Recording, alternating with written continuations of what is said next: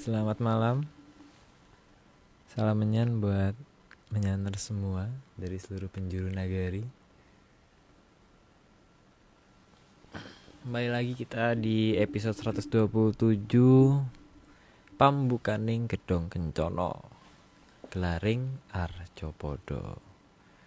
Wah nih, dari judulnya aja kelihatannya udah seru banget nih.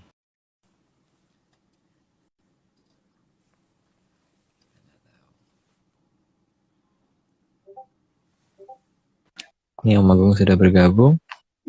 Halo. Halo. Oh, ini di Senen ya? Iya, betul. Ini Yuk. belum muncul ya, Mbak itu. Belum, masih di ini kali New Caledonia. Masih jauh, Om. Beda waktu lupa. Oh, enggak lupa. Kayaknya lupa waktunya. Ah, tuh dia. Mbak, Halo. Apa? apa gendut? Nggak apa-apa. Kan di sini kopen, Mas. Kalau di sini kan nggak kopen. Ya kan? Nggak kopen. Uh-uh. Oh, oke. Oh ya, Mbak, ketemu Mbak, untuk tempatnya yang itu. Yang itu. Yang apa? Yang apa ini? Yang ini loh, yang kayak ini loh, yang keluar-keluar tuh orang-orang tuh ngeklik di situ tuh. Ada ya? Jelas ada ya? Oh. Ada. Nggak halu loh aku. Jadi waktu memberitahukan kan aku belum pernah ke sana dan itu nggak ada di ini toh, Mbak. Sama sekali tidak ada di internet kan itu. Mm-mm. Ayo wes. Yang penting ketemu ya, Mbak ya. Ketemu Mas. Aman. Ini aku masih Pengen di dalam cerita, abu-abu. Ini masih aku dalam pengen cerita, keabu-abuan cuman yang ini tidak tahu terlalu apa-apa. Aku tidak tahu apa-apa gitu, terlalu abu-abu. Aku masih di dalam abu-abu. Nggak ngerti. Tidak, ya, masalahnya memang tidak bisa kalau lewat online kayak gini nih. Karena ini menyangkut terhadap sesuatu di negara lain kan, jadi jangan diungkap di sini. Nanti tidak ada sesuatu dengan wilayah itu gitu.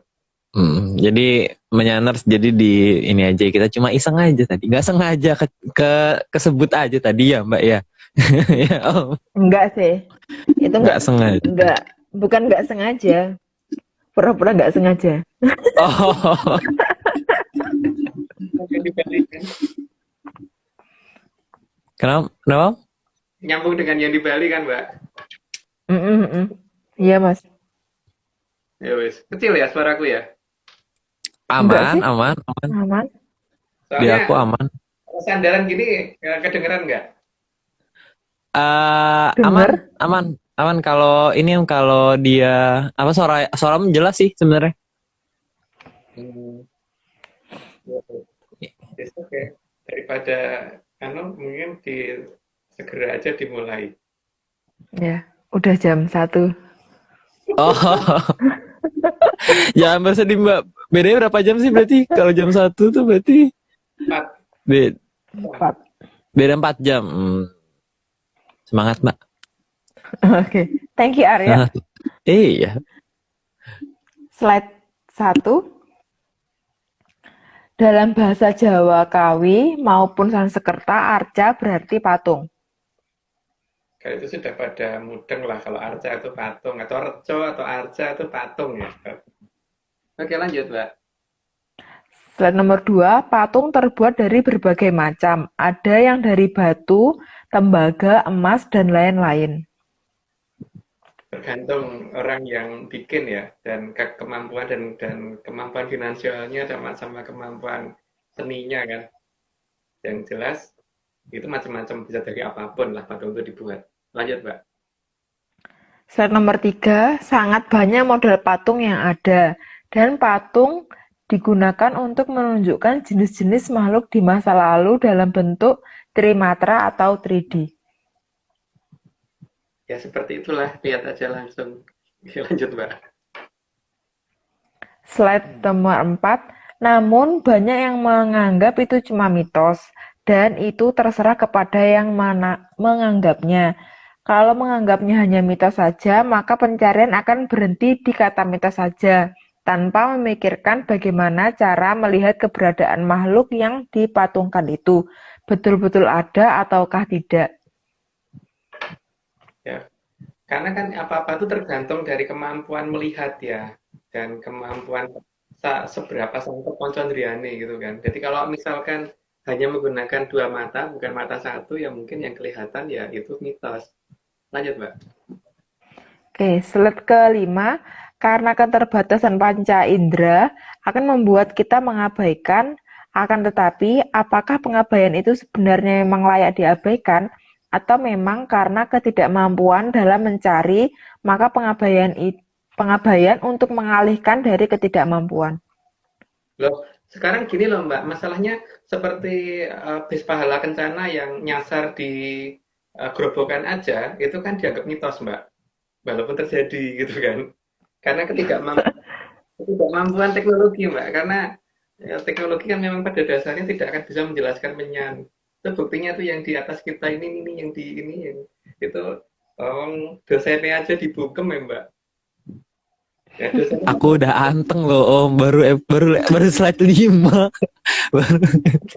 tahu ilmu pengetahuan nggak tahu menyan belas bisa dibukem dengan tes gitu kan. Oke, Mbak, silakan ya Mbak, yang keenam. Yuk, yang keenam, karena mampu dengan bisa itu terkesan hampir sama, tapi bisa juga berarti sesuatu yang lain. Waduh, kalau bersama kita bisa itu karena bisa itu bisa berarti dapat atau berarti racun ular kan. Jadi kalau bersama kita bisa itu bersama kita racuni atau bersama kita mampu gitu kan. Tapi Mm-mm. pada dasarnya beda loh arti kata mampu dan bisa. Jadi jangan mengatakan bisa ya Mbak ya. Lanjut Mbak. Slide nomor 7, karena bisa juga berarti bisa ular, maka mampu itu sangat berbeda dengan bisa. Maka jangan pernah mengatakan kita bisa, karena itu artinya kita ini racun. Makanya dulu pernah loh ada yang berusaha ngeklaim temuan piramid kita itu Mbak. Terus kemudian ya karena mereka merasa bisa ya sekarang kena bisanya beneran kan. Ya, itu mungkin Gitu. kata-katanya kami juga bisa, mungkin gitu ya Mas ya. Ah, jadi kan sekarang merasakan kena bisa nih loh. Berani nyolong. Lanjut Mbak. Oke, slide ke-8. Yang aneh, mengapa kata bisa dapat menjadi dua arti. Bisa berarti mampu atau dapat melakukan, tapi bisa juga berarti racun ular. Ya makanya mereka bisa Mbak. Lanjut Mbak. Tergantung bisa mana nih yang dipilih ya. Nomor slide ke-9. Maka mengeluarkan bisa dapat diartikan mengeluarkan kemampuan. Tergantung kita akan mengartikan apa. Tapi kalau ada pernyataan kita bisa, maka juga berarti kita racun ular. Tinggal mana yang kita pilih ya. Tapi kalau kita sih milihnya bukan yang itu, makanya sebaiknya kita ngomong mampu gitu kan, bukan bisa. Lanjut Pak. Oke, slide ke-10. Kalau bisa juga berarti mampu atau dapat melakukan, maka jelas itu justru menunjukkan ketidakmampuan, bukan kemampuan. Entah sejak kapan pertama kali kata bisa menjadi mampu digunakan. Karena merasa kan ada istilah rumangsa bisa ning rasa rumangsani tuh Mbak di zaman sekarang itu karena banyak loh yang merasa ngerti ini itu tapi sebenarnya nggak tahu. Sebenarnya cuma analisa itu. Jadi bukan karena benar-benar tahu. Akibatnya ya ada yang sampai bablas angin itu tenan. Karena yang Berarti dia kalau kata bisa diganti kata mampu, merasa mampu, neng sebenarnya nggak mampu gitu ya Mas. ya. Oke, lanjut Mbak. Slide ke-11, jadi bisa itu seharusnya bukan mampu, karena bisa itu seharusnya jauh dari mampu. Nah, iya namanya fenom itu kan bukan mampu Mbak. Lanjut Mbak. Slide ke-12, maka jangan mengatakan bisa, karena kita ini bukan makhluk berbisa, dan kita memang tidak akan pernah berbisa. Ya tapi mungkin ada yang merasa dirinya berbisa loh Mbak.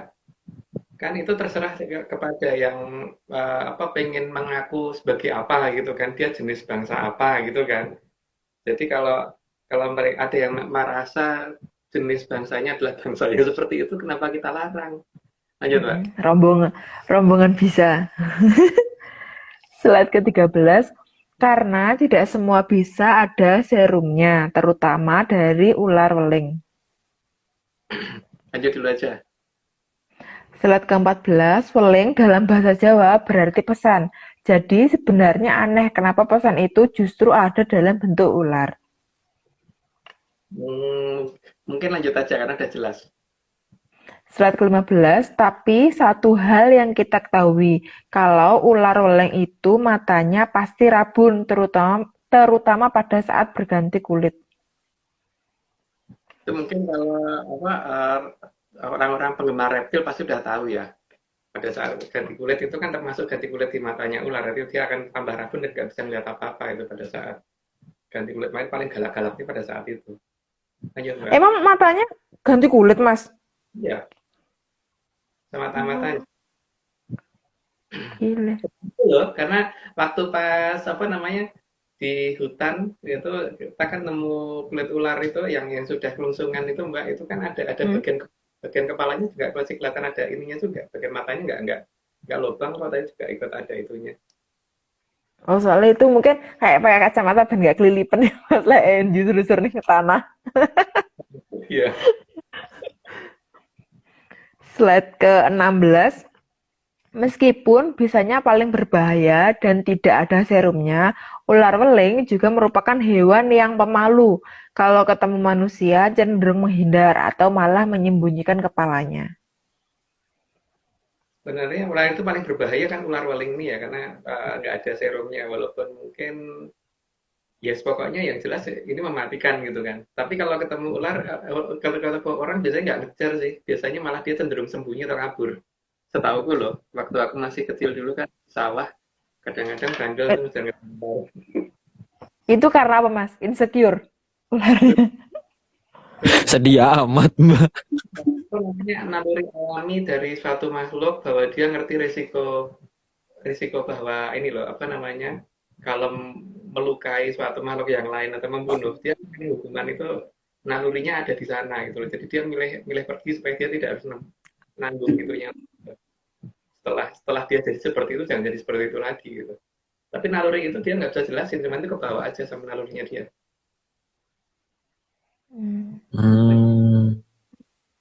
Oke. Ya nanti dicerna lagi, Aryo. Ngerti, aku udah ngerti, Slide Mbak. Aku ke... udah ngerti, Mbak. Oh ya, oke. Nah, kamu terus sih, ikutin aku. Slide ke-17, ular weling juga ular yang dalam mencari mangsanya lebih menggunakan indera penciumannya. Jadi bukan menggunakan matanya. Ya, dengan penciuman ya, tapi karena mata ular kan pada dasarnya rabun, jadi pencariannya menggunakan penciuman, jadi daya yang lain, indera yang lain yang digunakan. Begitu kata temanku yang ini ya, ahli reptil. Oke. Slide ke-18, hal itu seperti menyindir bahwa ada weling yang kalau mencari mangsa bukan dengan mata, atau ada perintah kalau mau mencari bukan dengan indera mata. Semua di alam itu kan serba sandi ya, tergantung kita mengerti nggak sih yang dimaksud gitu kan. Kan bisa aja itu ular dikatakan ular zebra cross gitu, kenapa dinamakan ular weleng gitu kan. Kenapa nggak dikatakan ular biarpet kayak atau ular pada abang putih gitu. Bukan dikatakan ular zebra cross juga kan ya, tapi dikatakan kenapa weleng. Ya, berarti ada sesuatu yang disembunyikan oleh leluhur kenapa dinamakan itu. Di negara ini namanya bukan weleng kok. Lanjut, Mbak. Slide ke-19, ular weling juga sering berada di bawah tanah. Biasanya bersarang di tempat yang lembab. Jadi ciri-ciri seperti itu juga harus kita perhatikan. Karena apa? Itu berarti menunjukkan apa gitu. Oke, lanjut dulu aja, Mbak. Slide ke-20 ini seperti menunjukkan adanya sesuatu weling atau pesan yang disembunyikan di bawah tanah di tempat yang lembab. Nah, mulai jelas ya. Nanti lanjut dulu. Slide ke-21, maka terkadang keberadaan ular weling akan menuntun untuk menemukan di mana situs asli Mojopahit disembunyikan. Jadi saya tidak ngomong Majapahit ya, tapi ngomong Mojopahit loh. Ya toh, maka di sini jangan mencari di sini kita tidak mencari nama Majapahit sama sekali karena Majapahit nggak tahu di mana. Kalau Mojopahit jelas nggak akan jauh dari Cibubur. Lanjut Mbak.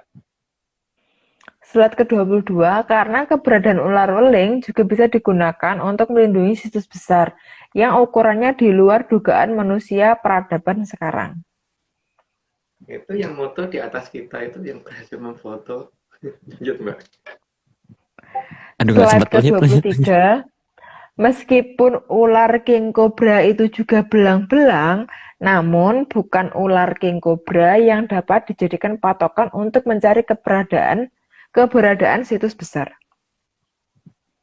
Karena lambang yang digunakan oleh leluhur kita memang bukan king cobra sih. Kalau king cobra yang menggunakan kan lambangnya ada di negara lain yang menggunakan lambang itu untuk ini ya, apa namanya, untuk ular yang dianggap nakut-nakutin gitu. Walaupun king cobra juga weling apa namanya juga belang-belang gitu. Kan sama-sama belang-belang hitam putih tapi itu dikatakan ulo sendok, tapi kalau yang satunya kan dikatakan ular weling. Kenapa namanya weling gitu kan? Lanjut Mbak. Slide ke-24, bahkan semua jenis ular yang bisa mengangkat kepalanya sampai mirip sendok tidak dapat dijadikan patokan pencarian. Karena memang bukan itu yang dimaksud leluhur, berarti bukan di daerah yang menghasilkan apa yang ada ular sendoknya gitu kan. Kalau yang jelas yang ada welingnya, yang weling itu apa maksudnya kan tadi udah dijelasin di atas. Lanjut Mbak. Slide ke-25, juga ular yang besar dan panjang sangat tidak bisa dijadikan patokan pencarian situs Mojopahit. Ya, karena memang bukan weling kan, karena tidak ada pesan di sana gitu. Lanjut Mbak.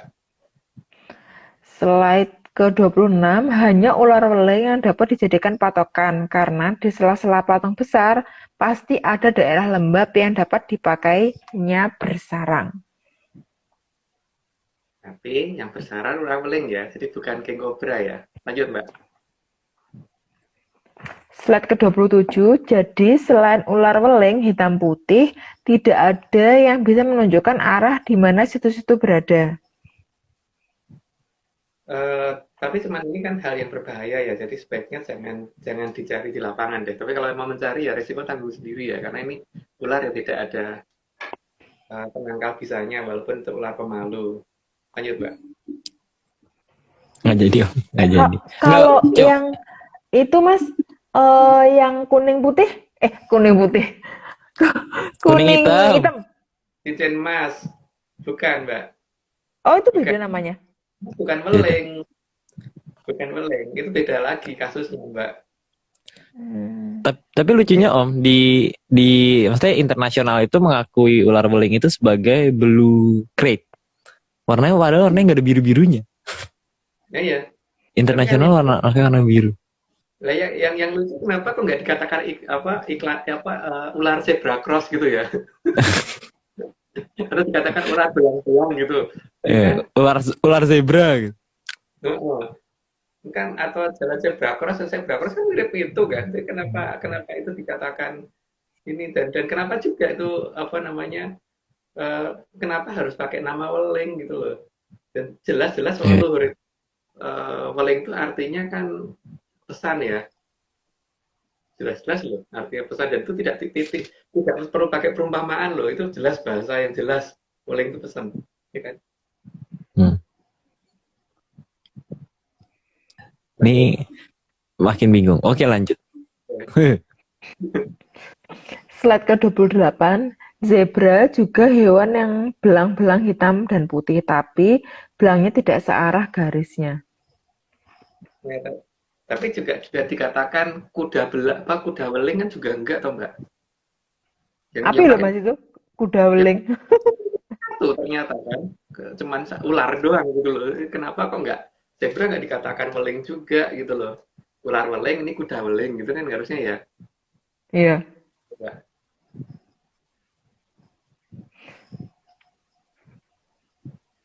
Tapi kayaknya cocoknya itu sih Mas emang. Bukan weling sih. Kurang apa ya? Kayak kurang garang gitu ya nggak sih? Hewannya. Cocok yang ular.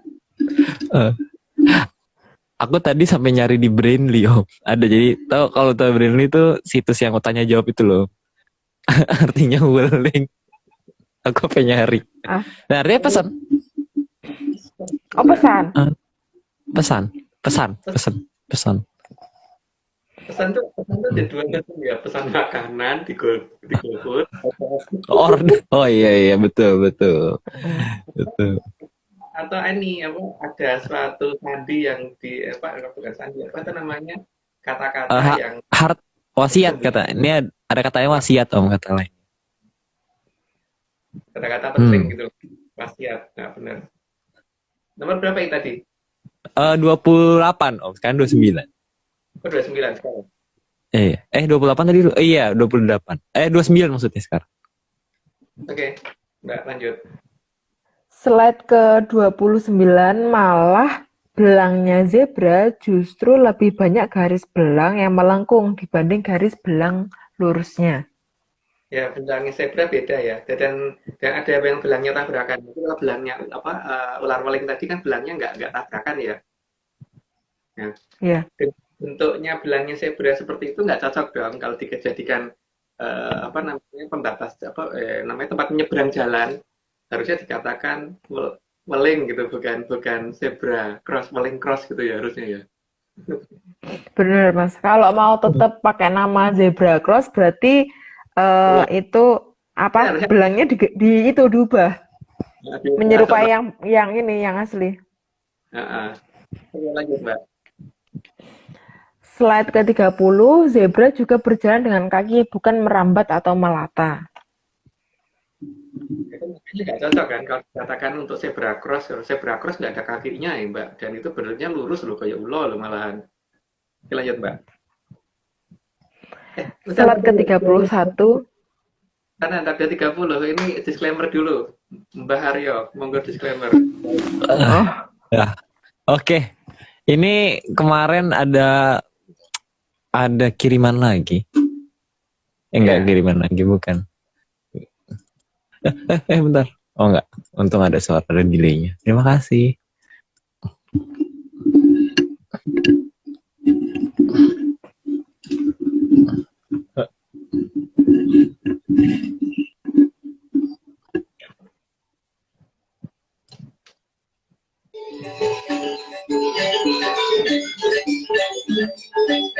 Semua ini hanya dongeng.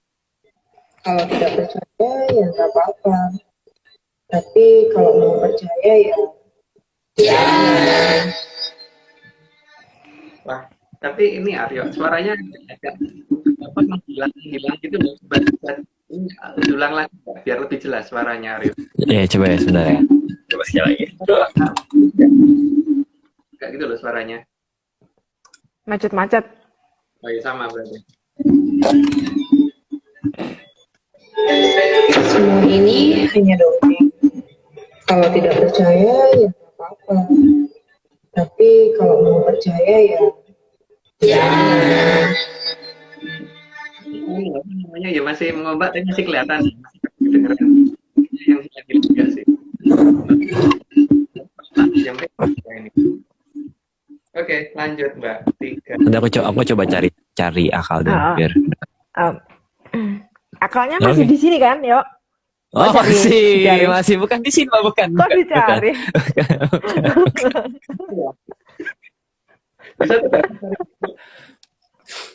Salah lah, udah salah aku mah. Lanjut monggo. Slide ke-31. Zebra secara bentuk mirip dengan kuda, tapi belang-belang. Juga tidak dinamakan kuda belang, pun tidak dinamakan kuda weling. Nah itu loh, tapi yang namanya pakai weling di Jawa kok cuman ular gitu loh. Itu kenapa? Gitu. Harusnya kita mulai nanya dong bahwa ada yang disembunyikan luhur itu apa gitu maksudnya. Oke, lanjut Mbak. Slide ke-32, maka zebra sangat tidak ada kaitannya dengan kata hati-hati. karena zebra memang tidak berbahaya bagi manusia. Ya itu. Tapi kenapa untuk penyeberangan itu yang dikatakan hati-hati itu yang tulisan ya, hati-hati kalau ada tanda zebra cross ya. Itu kan nggak nyambung ya harusnya. Tapi kalau hati-hati ntar nginjek ular itu harus hati-hati gitu kan. Nah, benar. Kalau nginjek kuda, nginjek zebra itu nggak perlu hati-hati mbak. Karena dia pasti akan kabur sendiri. Gitu. Tapi ya, ular hati-hati ya gitu. Oke lanjut. Apalagi ular ruling ya. Iya. Iya. Slide ke-33, tapi ular weling lebih berbahaya dan bisanya ada di tanah serta berjalan merambat. Biasanya ada di tanah serta berjalan merambat. Jadi yang digambarkan di tanah dan seolah-olah seperti merambat itulah yang seharusnya dikatakan weling gitu kan. Bukan dikatakan zebra. Lanjut Mbak. Ya, tapi kan itu cuma dongeng kan Mas. Nggak perlu dipercaya sama sekali. Slide ke-34, maka penamaan tanda tempat orang menyeberang seharusnya bukan zebra cross karena lebih mirip ular weling yang melintang. Dalam negeri dongeng. Jadi kan jelas ya, ini menyeberang dari satu tempat ke tempat lain kan, menyeberang jalan gitu, menyeberang ke satu peradaban ke peradaban lain itu petunjuknya ada di tanda welingnya itu kan. Lanjut Mbak. Slide ke-35, sehingga disadari atau tidak, kalau mau menyeberang ke sisi lain jalan harus melalui jalan yang digaris-garis hitam putih. Jadi harus tahu di mana welingnya berada gitu kan, harus tahu pesannya berada di mana, baru kita bisa nyebrang. Tapi kalau tidak ya hanya teori berarti nantinya, gitu. Cuman merasa tahu tapi nggak tahu. Jadi itu tadi merasa bisa, jadi bisa itu malah. Benar mas, karena kebanyakan tuh zebra cross itu tuh nggak dipakai untuk nyebrang kalau di sebuah negara yang lain gitu kan. Tapi kalau yang di sini nih, itu kalau orang nggak nyebrang di zebra cross gitu tuh mobil nggak mau berhenti mas. Jadi tetap terjang gitu loh.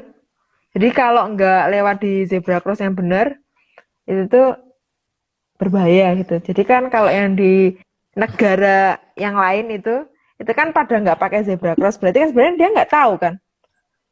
Iya, welingnya di mana gitu kan? Nggak tahu. Makanya lebih berbahaya makanya Mbak kan. Bisa salah jalan gitu kan kalau misalnya nggak lewat welingnya itu kan. Ya lanjutlah. Aku merasa bisa tadi kan. Iya.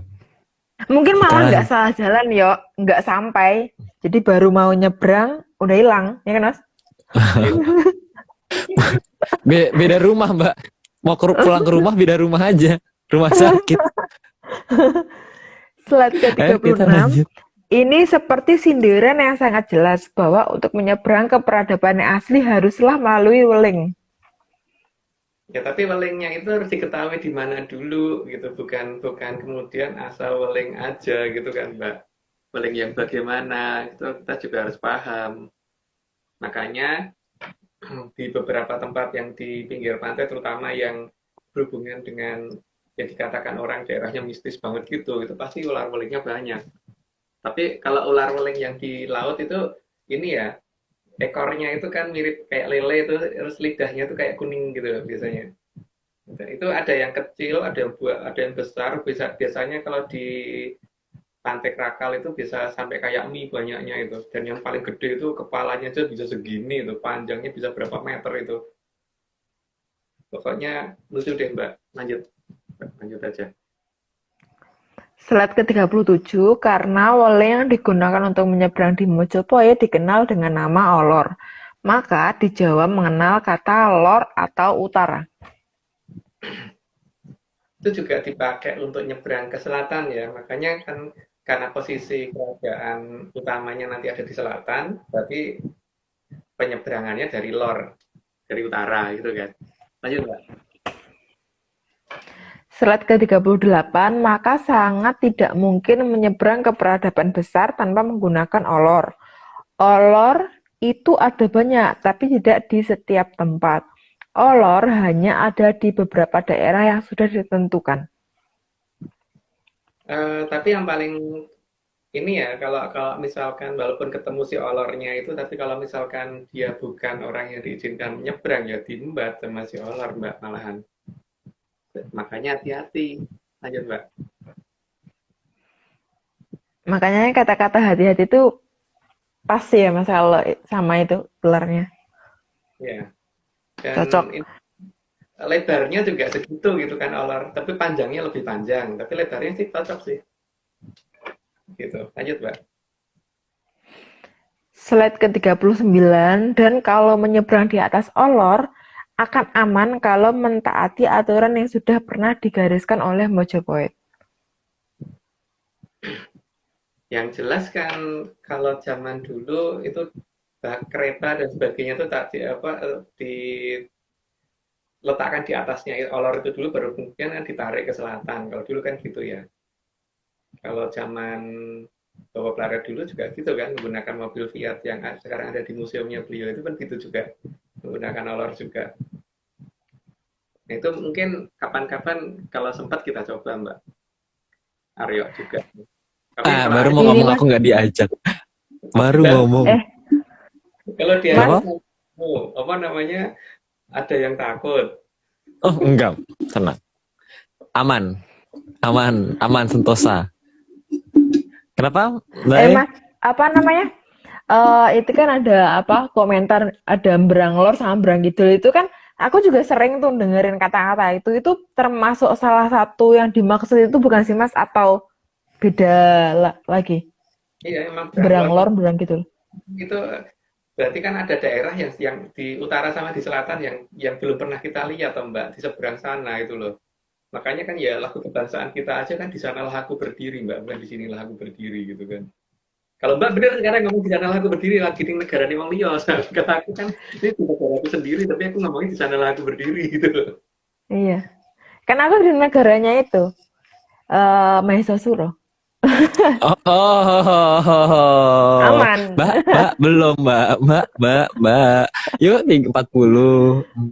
Slide ke-40. Jadi jangan pernah menyeberang tidak pada tempatnya atau menyeberang ke peradaban besar tanpa menggunakan olor. Ya sekarang ngelihat aja tuh belum tentu bisa kan, Mbak. Terus kemudian nekat nyebrang. Lah nyebrangnya itu nyebrang nandi gitu kan. Tapi kalau yang paling gampang kelihatan kan ada peradaban besar yang paling kelihatan yang di selatan. Karena apa? Jelas lautnya di atas daratan. Jelas banget itu. Kita lihat bisa menggunakan teropong dan sebagainya kan bisa diukur tuh berapa derajat ketinggian di laut selatan itu. Nah, kalau di situ mau nyebrang dengan gagah-gagahan, dengan rumangsa bisa tadi, Mbak, ya bahaya kalau di sana. Nah, itu jangan diikuti kalau seperti itu ya. Lanjut, Mbak. Sama ini Mas, kalau kapan hari teman yang di Bali itu nyoba ekspedisi yang di laut itu, dia merasa naik waktu ke arah ke selatan, yang naik itu Mas, yang jeep atau apa itu, pokoknya yang jet ski atau apa itu kan merasa kayak gedel gitu kan, kayak naik terusan gitu kan. Kalau yang di sini itu apa ini ombak nggak ada ombak kayak gitu Mas, kayak cuman kayak danau gitu loh kesannya lautnya itu. Nah, Aneh loh Mas. Tinggal di sini sama-sama menghadap ke laut yang luas juga kan, tapi karena laut Mbak bisa lihat kok pakai ini kan posisinya kalau diukur kan nanti ada di bawah, bukan seperti laut selatan kita ada di atas. Itu menunjukkan apa sih? Itu menunjukkan bahwa kenapa ombak itu sebenarnya bukan karena cerita teori yang macam-macam, memang lautnya lebih tinggi daripada daratan. Itu kalau Iya. dunia itu madep ke ini kan ya Om, ke Pasifik ya Om. Samudra Pasifik ya? Iya nggak sih? Di timur. Ada di samudra. Ada di samudra Pasifik, bukan menghadap sih. Iya nggak sih? Dia memang dikelilingi lautan, tapi laut lepas yang besar itu juga ada. Tapi di sana menunjukkan bahwa gelombang itu kecil gitu loh, Aryo. Sudah dilihat sama Mbak Vicky di sana bahwa itu lautnya memang nggak setinggi di daratan, nggak setinggi yang laut selatan. Laut selatan kan waktu kita ukur kan, kalau kita ukur berdasarkan garis horizontal ke bawah, berdasar yang batu, bandul batu itu kan di atas 90 derajat kan. Waktu dari pantai itu loh, Aryo. Iya. walaupun kita ukur masih di atas 90 derajat kan. Tapi kalau Hmm. kalau di enggak, arahnya ke bawah. Gitu kan. Jelas ada yang ditutupi di Laut Selatan kan. Cuman karena teorinya terlalu banyak yang digunakan, akhirnya malah teori itu menutupi hal yang sebenarnya ada apa di sana gitu kan. Tadi itu yang kata-kata di awal karena udah percaya mitos. Ya udah Iya, berhenti aja di mitos. nah itu. Nah, karena ilmu pengetahuan itu membuat apa namanya? Membuat hilangnya teknologi menyan gitu kan. Iya enggak? Iya. Dan sebenarnya kalau ada teknologi menyan itu memang tidak bisa dikalahkan dengan teknologi apapun itu akan susah gitu loh, karena memang tidak terdeteksi kan itu. Deteksinya lain gitu loh. Ya lanjut, Mbak. Sama ini Mas.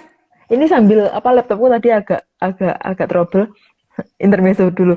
Sama ini Mas, kemarin kan waktu pameran itu kan sempat mamerin pusaka kan. Nah, itu tuh kan kebetulan pusakanya itu kan dipegang tuh sama orang lain, misalnya kan lagi diberdiriin gitu kan.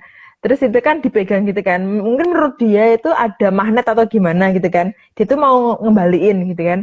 Nggak bisa dong. Terus dia masukin itu loh, maksudnya kayak dimasukin ke warongkonya. Terus dia sambil kayak ketakutan gitu kan. Ngasih tahu ke istrinya. Setelah itu istrinya tuh ngasih tahu ke aku. Kan kebetulan yang jaga pameran kan aku kan. Terus kayak, aduh itu tadi apa suami aku tuh pegang ini tapi nggak bisa ngembaliin, nggak bisa ngeberdiriin lagi gitu. Terus gimana? Kayak ketakutan gitu loh Mas. Terus aku, loh kenapa gitu kan? Terus aku ambilin, oh ternyata dia itu tuh megang, terus dia mungkin merasa, ini mungkin gampang gitu kan untuk berdiriinnya, ternyata nggak bisa. Terus, oh ternyata tetap nggak bisa dikalahin. Tetap menyan nomor 1 ya. Hmm. Di dunia ternyata menyan masih menang ya. Terus Berarti anehnya lagi tuh gini Mas, kan dapat yang aku tuh pameran tapi pusakaku ketinggalan gitu kan, mestinya nggak kebawa karena udah bawa barang kebanyakan gitu kan. Terus aku tuh mikirnya udahlah nggak apa, 1 hari aja nggak bawa gitu kan. Ternyata tiba-tiba sore diajak meeting dong. Dan aku kan mikirnya kalau meeting sama orang-orang bule kan ya nggak mungkin ngomongin hal-hal yang mistis gitu kan. Tahu dong meetingnya malah ngomongin keris ya nggak? Aneh loh. Malah ngomongin keris yang flashback gitu loh, kayak kemarin tuh gini malah terus jadi itu pada ngomongin, oh kalau di negaraku tuh gini, di negaraku tuh ini, Mas sharing gitu Mas. Ini kita kan topiknya ngomongin budaya, maksudnya batik gitu kan ya. Kenapa malah ngomongin keris gitu? Lucu. Itu kan dituding ke Tapi yang ngomongin tuh bule-bule gitu Mas. Mas? Kalau dituding ke pesawat dan pesawat yang terbang bisa turun, itu mereka lebih histeris Mbak, tapi jangan ya, penting. Om jangan ngomong Om. Kalau enggak aku penasaran loh.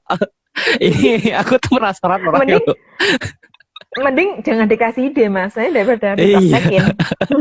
Iya. Aku tuh orangnya gampang penasaran loh.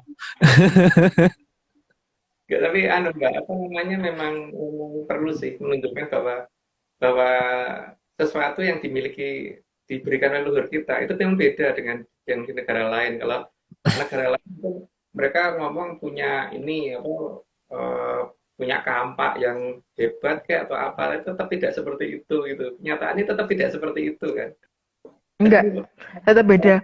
Jadi di Amerika katanya punya ini Mas, pusaka dan sebagainya, ternyata tidak seperti itu juga. Tetap hanya di negara kita kok. Jadi negara kita itu tidak cuma di Jawa loh Mbak, di Bali juga begitu, di Sumatera juga begitu, di Sulawesi juga begitu gitu loh.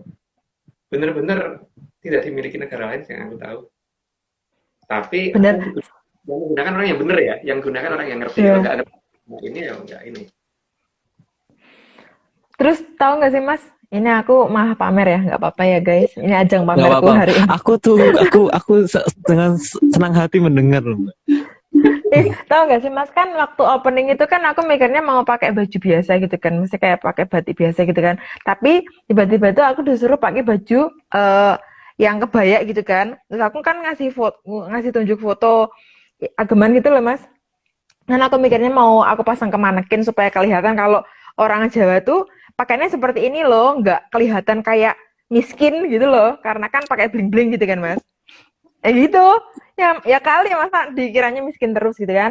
Terus aku mikirnya ya udah gitu kan. Ternyata sama bapaknya itu ini dipakai aja, jangan sampai cuma dipasang di manekin gitu. Sayang senimannya itu harus jadi bintang lah hitungannya ya gitu kan hari hari opening itu. Nah, kan aku juga bawa itu mas apa pusaka kan aku taruh di belakang gitu kan. Aku pikir tuh orang itu bakalan nggak ngeh gitu loh kalau bawa pusaka, ternyata nggak. Banyak orang yang notice dan apa ngefoto diam-diam itu loh kayak paparazzi gitu loh mas. Aneh kan? Padahal kan nggak terlalu kelihatan kan, nggak di depan kan, di belakang punggung gitu kan. Ternyata pada ngeh. Makanya itu setelah itu waktu rapat ngomongin pusaka karena itu mas. Dan karena juga apa yang itu berdiri apa dia apa ngesenggol pusaka yang lagi berdiri gitu loh mas. Itu yang bikin rapatnya endingnya ngomongin pusaka karena itu. Ya, yang jelas kan gini Mbak ya, memang di Jawa kan seharusnya kalau pakai pakaian adat itu harusnya lengkap ya. Lengkap itu artinya kalau perempuan yang bawa patron, kalau laki-laki yang bawa keris gitu kan. Kalau kurang itu ya kurang itu nggak lengkap gitu kan. Karena kelengkapannya ada sampai di situ dan itu pun masih ada nanti kapan pakai pusaka yang ladrang, yang gayaman itu beda-beda lagi. Tapi kalau untuk acara seperti itu sebaiknya pakai yang ladrang sih, bukan yang gayaman. Cuman masalahnya pakemnya untuk patron itu kan beda dengan keris ya. Tapi masalahnya kan zaman sekarang sangat susah kan. Ternyata nyari rangkane patron yang benar ngalami tas sekarang. Bener, bener sah. Sama ini tau gak sih Yok? Ini aku cerita ke Aryo ya mas. Tau gak sih kapan hari itu kan Yok? Kan pusaka aku kan aku taruh di koper kan ya. Terus itu tuh patah Yok warongkonya. Terus aku kan mikirnya aduh besok gak bisa tampil dong. Ini pusakanya gak bisa diberdiriin gitu kan. Karena kan patah kan. Terus suatu ketika kan aku ada kayak 7 hari lah untuk persiapan mau pameran. Terus aku telepon Mas Agung. Gimana nih mas, pusaka aku warongkonya patah gitu kan. Langsung ya dilem aja mbak gitu. Nanti dikasih tahu kalau nanti waktu udah pulang di Jogja diganti yang baru. Terus Mas Agung bilang siapa tahu nanti dia masih mau berdiri gitu kan. Aku mikirnya ya nggak mungkin lah ya bisa berdiri karena kan mestinya ibaratnya kayak orang itu bajunya udah sebel-sebel masa mau tampil kan nggak mungkin kan. Bisa yuk. Setelah selesai telepon aku lem, aku berdiri. Kok bisa sih? Aneh kan? Emang begitu mbak? Emang mereka begitu kok. Kayak nunggu setelah di komando Mas Agung tuh baru bisa gitu loh.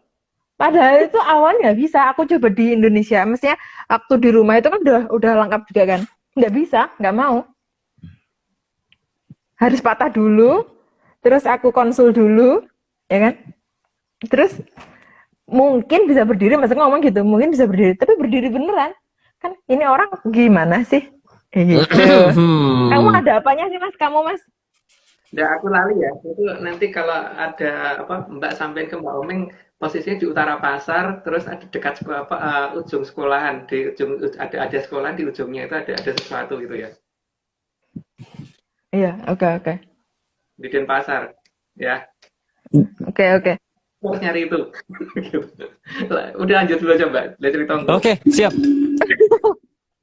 Oke. Slide ke-41. Namun, olor tidak akan pernah bisa ditemukan jika mengikuti polanya munyuk. Dan yang menganggap munyuk adalah awal dari manusia. Karena olor akan bersembunyi terhadap yang menganggap leluhurnya munyuk. Gimana mau Mbak olor itu kan untuk untuk memberi jalan ke teraing ini kan, teraing Jayeng Katon, itu bukan teraing munyuk gitu. Jadi ketika ada yang menganggap bahwa manusia berasal dari munyuk, ya dia pasti nggak akan bisa melihat itu sama sekali dan pasti yang dia buka hanya daerah dekoy, bukan daerah yang seharusnya. Lanjut Pak. Slide ke-42, karena peradaban besar memang bukan peradaban yang didasarkan atas munyuk. Maka meskipun para munyuk sudah baris teratur, tetap saja tidak akan diizinkan masuk ke peradaban Mojopahit. Saatnya mas. Sekian toh, dapat cuma baris dan ini, tapi ya itu ya kalau memang teorinya didasarkan itu ya tetap tidak akan pernah bisa mengenal Mojopahit di mana. Tapi kalau Majapahit mungkin ketemu, kalau Mojopahit enggak. Lanjut Mbak. Slide ke-43, leluhur kita menyebut bumi dengan sebutan Arcapada. ini sebenarnya lompatan yang tadi ya, tapi ya udah lanjut aja karena ini kan berarti kan Arco tuh ya, penjelasannya ada di bawah. Lanjut, Mbak. Slide ke-44, pada berarti kaki. Ini menunjukkan negara kita seharusnya mempunyai patung yang amat sangat besar, sehingga kita ini berada di bawah kaki patung. Nenek moyang kita nyebut bumi itu bukan bumi loh, tapi arcopodo loh ya. Terutama yang di Jawa ya, nyebutnya arcopodo. Kalau dikatakan arcopodo berarti kan ada patung yang besar dong. Sehingga kita hanya berada di kakinya itu gitu. Bahkan kita kan di atasnya Sang Hyang Wening, ada Sang Hyang Menang. Sang Hyang Menang kan nyebutnya Sang Hyang Podo ini menang kan. Yang mengatur apa-apa hanya dengan kaki. Lanjut, Mbak. Slide ke-45, karena kaki dari arcapada itu sangat tinggi, maka akan terlihat seperti pilar-pilar yang menjulang tinggi. Makanya banyak tempat yang kemudian di ini ya ada beberapa hal yang kemudian di peradaban ini jadi aneh ketika hampir banyak patung yang justru malah kakinya nggak kelihatan kayak pilar karena ketutupan jari. Jadi yang nggak kita cari adalah peradaban yang kakinya masih kelihatan. Makanya Mbak bisa lihat ya di cerita pewayangan kita, di lakon-lakon wayang kulit terutama, itu selalu Arjuna itu masih kelihatan kakinya, ya kan? Terus Werkudara juga kelihatan kakinya, bukan jarinya sampai bawah. Iya tahu Mbak? Ya. Terus kenapa kok tiba-tiba gitu kan? Tadinya enggak. Iya, karena selalu digambarin pakai celana pendek, Om. Di belakangnya tadi ada wayang nggak? Kalau ada wayang tunjukin bentar deh. Aku cari bentar ya, Om. Ya, tungguin Oh, dulu. aku ada wayang di sini, Sebentar guys. ya. Sebentar ya, guys.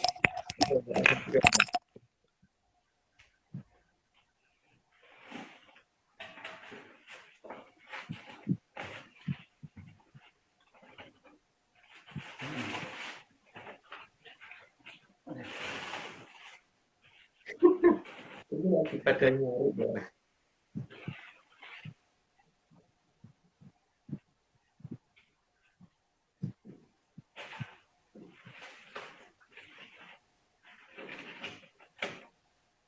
Aku kembali. Oke, kelihatan nggak kakinya Aryo? Aku juga ada, guys. Ada kaki. Karena bukan punya aku. Nyangkut. Nih. Masih warnain ya, Aryo? Kenapa? Masih ganti warna. Ada kakinya kan? Yang jelas. Iya, ada. Nah, jadi kan patung yang digunakan seharusnya kan kalau menggunakan adonan itu kakinya harusnya kelihatan ya. Dulu ada yang putri nggak Aryo? Putri. Aku ada. Kan putaran ada. Tetap kelihatan kakinya kan? Ini kelihatan, Mas. Iya. Kenapa warnanya biru ya, guys? Aku tahu, guys. Kenapa pas, guys? Oh. Jangan gitu dong, Mbak. Oke, lanjut. Lanjut dulu, Mbak. Nanti ya. Udah selesai nih pamer ini. Udah ceritanya udah. Nanti digunain lagi. Kalau ingat. Oke. Tahu nggak sih, Mas, sama ini lah yang aku ambil tuh cuma bisa 3 yang aku ambil. Sangat jelas ya, guys. Oke. Untuk aku sendiri. Slide ke berapa, Mas? 47. 47. Belum sih? Ma- 46. 46. Slide ke-46, maka tidak salah kalau dikatakan ada pilar Hercules di negeri ini di waktu dulu. Karena itu sebutan dari negara lain ya. Kalau sebutan dari negara kita sih bukan pilar Hercules, kita nyebutnya Arcopodo ya. Kalau mereka karena nggak ngerti, karena lihat dari kejauhan yang kelihatan kan cuma kaki yang sangat tinggi gitu kan. Jadi kayak pilar. Lanjut, Mbak. Slide ke-47, maka seharusnya ukuran patung yang ada di negara kita ini bukan ukuran meter, tapi kilometer. Nah, cuman bagaimana kita memahami ada patung itu di mana dan Dan sekarang masih ada yang berdiri apa enggak, atau sudah ditidurkan, atau ditengkurapkan, atau bagaimanain, lah itu yang harus kita cari. Lanjut, Mbak. Patung Garuda Yakso juga masih ada kakinya. Baru Iya, sadar. itu maniknya dan sebagainya masih kelihatan yang di Gilimanuk itu kan, Aryo. Iya. Oke, lanjut. Lanjut, Mbak. Slide ke-48, jadi ukuran patung jangan diukur berdasarkan logika yang berdasarkan munyuk, karena itu tidak akan pernah sampai. Jadi ukurannya bukan ukuran itu ya yang ada di gambar itu ya, tapi jauh loh, itu kilometer bukan meter ya. Lanjut, Mbak. Slide ke-49, di mana patung-patung tersebut disembunyikan, maka seharusnya mulai diamati. Karena gede banget, jadi harusnya kelihatan. Ya, akan jelas lah. Lanjut, Mbak. Slide ke-50, karena tidak semua patung berada di peradaban Mojopahit yang saat ini tidak bisa kita lihat. Nah, jadi kalau yang di sana sih masih pada berdiri, tapi yang di wilayah kita pasti tidak didirikan, pasti ditidurkan atau gimana kan gitu. Lanjut, Mbak. Slide ke-51, karena pasti ada patung besar yang disembunyikan di peradaban kita. Peradaban kita ini, dan ukurannya pasti fantastis sekali. Jadi ukurannya bukan meter ya. Bukan meter. Tapi kilometer. Lanjut, Mbak. Kilomenyan per meter. Slide ke-52, kalau patung tadi ditidurkan pada posisi terlentang dan ditimbun, maka konturnya akan terlihat seperti pegunungan yang dari jauh terlihat seperti orang tidur. Mbak, tadi kan ada dua wayang tuh, wayang yang coba sekarang wayang yang cewek dulu, Mbak, diposisikan tidur menghadap ke atas gitu, Mbak. Nah, kepalanya nggak kelihatan, Mbak. Sorry. Jadi gini, guys. Nah, gitu. Tangannya. Kalau ada pegunungan kelihatan seperti itu, ya berarti harusnya mulai curiga ya bahwa ini bukan pegunungan biasa. Bentuknya seperti itu, mirip orang tidur, ya harusnya sudah mulai curiga gitu bahwa ini kemungkinan besar patung yang ditidurkan. Oke, lanjut, Mbak. Iya, aku kayaknya nemu yang kayak gini, Mas. Di dekat Wisma ada nih. Ada. Yang bentuknya Oke. gitu. Bu Iwa kan? Iya. Tempatnya Mahasiswa. Oke, lanjut. Slide ke-53, tapi tidak akan ada patung yang bentuknya kaku, sekaku pada gambar ini. Ya karena ada nilai seninya kan pasti, jadi tidak mungkin dibikin tuh seperti gambar orang ketakutan itu ya nggak mungkin. Atau seperti orang pingsan itu juga enggak, jadi ya tidak akan seperti itu. Jadi pasti ada nilai ininya, artistiknya. Kalau patung digambarkan seperti orang yang lagi kejang gitu kan juga nggak menarik kan. Lanjut, Kak. Apalagi kalau orang lagi gini. Itu namanya bisa, Mbak. Slide ke-54, sangat banyak posisi menidurkan si patung karena bisa terlentang, tengkurap, ataupun menyamping. Yang paling kelihatan yang terlentang ke atas ya, dan itu pasti paling langka. Tapi kalau misalkan dia tengkurap akan susah diamatin. Tapi paling gampang itu kalau misalkan kita lihat konturnya, kita misalkan cari boneka Barbie gitu, ditaruh, kemudian ditimbun pasir, nanti kita foto, kita cocokin dengan di Google Earth atau apa dengan menggunakan yang tiren gitu loh, apa namanya itu, yang menggunakan peta kontur, pasti akan kelihatan Ya. situ. Oke, lanjut, Mbak. Berarti harusnya udah mulai curiga sama pegunungan yang seolah-olah gunung yang seolah-olah pegunungan berjejer gitu kan, Mas? Yang kayak orang tidur terutama ya.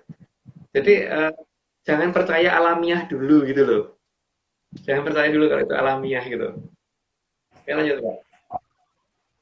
Slide ke-55, patung pada posisi ditidurkan terlentang akan sangat mudah dikenali karena konturnya yang paling kelihatan. Apalagi kalau patung tersebut merupakan patung sosok putri atau batari? Yang paling kelihatan sih bentuk lekuk-lekuknya kalau perempuan, kalau cowok mungkin hanya muka yang paling kelihatan kan. Kalau ke bawah kan kurang. Jadi dan harus kelihatan proporsional ya. Jadi kalau nggak proporsional ya berarti bukan gitu. Lanjut, Mbak. Slide ke-56, patung pada posisi ditidurkan menyamping terkadang akan sangat sulit terlacak karena konturnya akan sangat susah dicocokkan dengan bentuk tubuh manusia. Apalagi kalau pakai guling ya, Mas?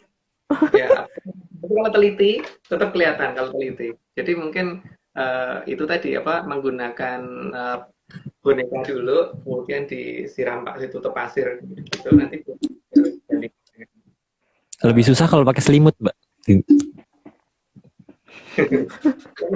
Selimut yang tebel itu kan ya. Iya. Lebih susah lagi kalau setelah itu nanti dikasih box. Oh, betul. Ya kan? Kamu suka box kan ya?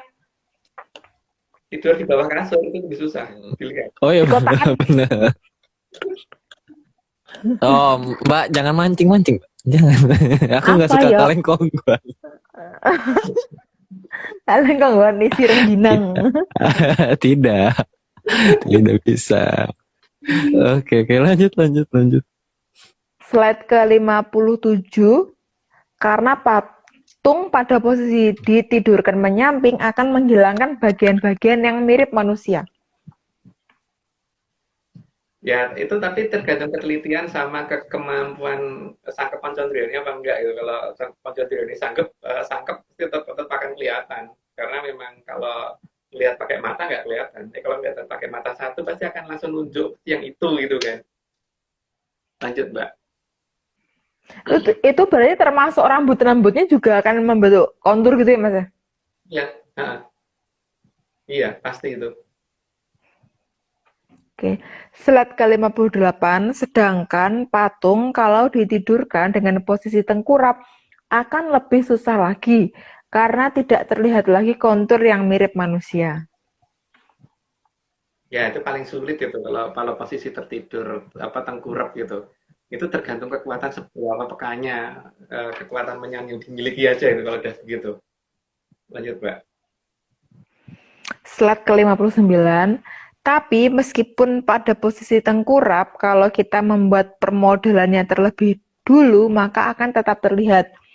Tinggal kita bandingkan dengan kenyataan yang ada di lapangan dan dicocokkan antara citra gambar dari Google Earth dengan citra gambar yang sama dalam mode kontur, juga dengan menggunakan aplikasi pengolah gambar semacam Photoshop untuk mengukur asli tidaknya kalau itu adalah patung yang disembunyikan.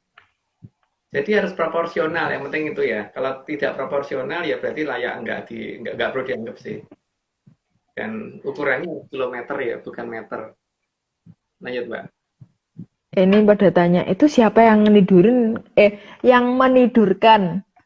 Siapa yang menimbun ya, Mas? Itu ketika di era akhir ketika Mojopahit masih bisa dilihat itu masih ada seharusnya. Tapi ketika Mojopahit sudah menutup diri dari kita, yang mereka yang menutupin itu, yang menidurkan itu semua. Cuman kenapa itu ditidurkan seperti itu? Karena memang mereka nggak mau itu dilihat oleh peradaban kita. Karena ada hal yang sangat-sangat ekstrim berbeda antara kita dan mereka. Terutama di bagian yang kita anggap paling penting itu adalah sesuatu hal yang dianggap paling merusak oleh sana gitu loh. Masalahnya kan itu. Jadi yang kita anggap paling penting itu apa nggak tahu. Tapi yang jelas yang kita anggap itu paling penting, perlu bagi mereka itu adalah paling merusak. Makanya di Kaledonia nggak ada tuh itu, Mbak. Ada tuh. Apa? Annoying sound. Nggak boleh gitu, Mbak. Apa ya? Suaramu sampai sini tuh nggak ada. Itu kan berarti hening, ya kan? Indah dunianya itu nggak ada suaramu. Nggak ada itu loh. Apa? Suaramu yang menggema itu loh ya? Enggak, udah cukup ya, cukup. Takut. Slide ke-60, maka sudah saatnya kita mulai mencurigai bahwa itu pegunungan kah atau deretan patung yang ditidurkan. Yang jelas jangan terjebak dengan kata-kata alamiah itu tadi ya. Dan memang menimbunnya itu pasti dalam, tidak mungkin hanya ukuran 1, 2, 3 meter tuh enggak. Tapi juga nggak nyampe kilometer kok. Jadi kalau kalau di Lelakon itu kan berdasarkan geolistrik sekitar 30 meter ya. Berdasarkan data geolistrik loh, kalau yang di Lelakon, Bandung. Jadi kita harus melihat bahwa bangunan kita itu ukurannya tidak seperti yang kita duga gitu loh. Jadi kalau kita melihat tinggi bangunan masih sekitar di bawah 100 meter, apa masih di bawah 300 meter, kayaknya bukan itu loh seharusnya. Ya lanjut Mbak. Tapi mungkin orang kalau mau nyoba penelitian kayak gitu, terus nemuin ternyata tempat patung yang ditidurkan itu ada di bawah rumahnya, salah satunya mungkin malah diam aja mungkin Mas, karena kan nanti aku hidup di mana nih kalau sampai dibongkar, mungkin gitu loh Mas. Ya memang. Oh ya ini udah 60 ya, 60 berarti Aryo disclaimer lagi sekali. Ini yang dari Kaledonia sekarang.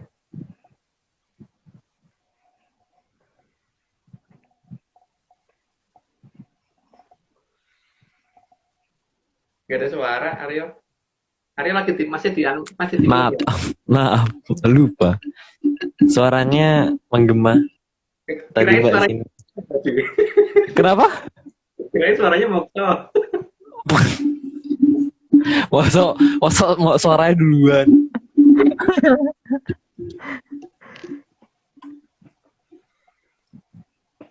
Semua ini hanya dongeng. Kalau nggak percaya ya nggak apa-apa. Kalau mau percaya ya ojo percaya.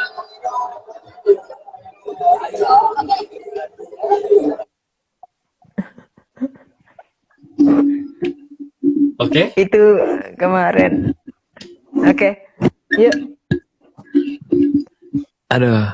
Bahasa Indonesia. slide ke Kenapa? Yang mau pakai bahasa Indonesia berapa orang tadi Mbak di situ tadi? itu tuh kayaknya sekitar 18 apa ya Mas? Tapi itu masalahnya itu aku kan deg-degan banget ya, karena itu ditonton sama orang-orang lain. Ya meskipun orang-orang lain nggak tahu bahasa Indonesia artinya apa gitu kan. Cuma kan tetap deg-degan kan, karena kita berjejer gitu, dan di depan kita ada yang video, dan di belakang yang video itu banyak orang yang lagi nonton pameran gitu loh Mas. Oke oke. Oke. Oke, slide ke 61 harus juga mulai dicermati bahwa pegunungan yang ada di sekitar kita itu alami atau tidak alami, dan apakah benar yang alamiah itu ada. Itu masih bertanyakan ya sebaiknya ya, apakah betul alamiah itu ada gitu loh. Karena kalau alamiah itu benar-benar ada, maka beberapa hal yang ada di Jongkok yang berhubungan dengan gunung berapi itu seharusnya ya tidak mungkin terjadi kan. Karena alamiah itu nggak bisa diperhitungkan. Apalagi kalau memperhitungkannya dalam waktu jutaan tahun gitu loh. Atau apa yang nggak jutaan tahun, anggap aja ribuan tahun yang lalu gitu, atau ratusan tahun yang lalu. Sudah bisa diperhitungkan, yang berarti itu nggak alamiah dong. Itu berarti sudah di-set. Lanjut Mbak. Slide ke 62, karena saat ini mungkin hanya akan terlihat sebagai pegunungan saja. Tapi apakah itu benar-benar gunung atau menyembunyikan sesuatu, itu yang harus kita cari. Yang harus diketahui bahwa bangunan yang disembunyikan bukan hanya patung ya. Ada yang lain juga gitu. Jadi tentu saja patung itu ada, tapi tidak seluruhnya berbentuk patung gitu kan. Jadi ada bangunan lain yang bukan patung itu juga harus dicari. Tapi kalau mencari jangan bangunan yang di bawah 300 meter, karena rata-rata memang di atas 300 meter. Lanjut Mbak. Slide ke 63, meskipun itu gunung aktif sekalipun, kita tetap harus curiga kalau itu tidak alami. Ya, sekarang kalau itu alami, nyatanya ya pada saat kita mengadakan menanam beberapa batuan di daerah pantai yang kita rahasiakan itu, ternyata batu itu pada turun waktu gunung kelut meletus gitu kan. Kalau alami nggak begitu. Begitu kalau alami. Kalau alami itu tidak ada hubungan antara pasir pantai dengan yang keluar dari gunung gitu loh. Lanjut, Mbak. Mungkin mereka setelah itu berteman mas kayaknya ada hubungannya. Slide ke-64 karena penggambaran dengan ular weling tadi supaya kita mencari jangan hanya yang terlihat di depan mata tapi juga yang ada di bawah tanah. Kan ular weling tadi kan dalam mencari mangsa itu tidak menggunakan mata yang utama ya, menggunakan indera yang lain. Maka seharusnya kita juga menggunakan indera yang lain bukan menggunakan mata kita. Lanjut, Mbak. Slide ke-65 karena setiap patung yang besar seharusnya dibuat dari logam. Sehingga sangat mudah dilacak berdasarkan tinggalan efek elektrostatis dan efek volta yang ditimbulkannya. Elektrostatik itu terjadi kalau ini ya, apa namanya,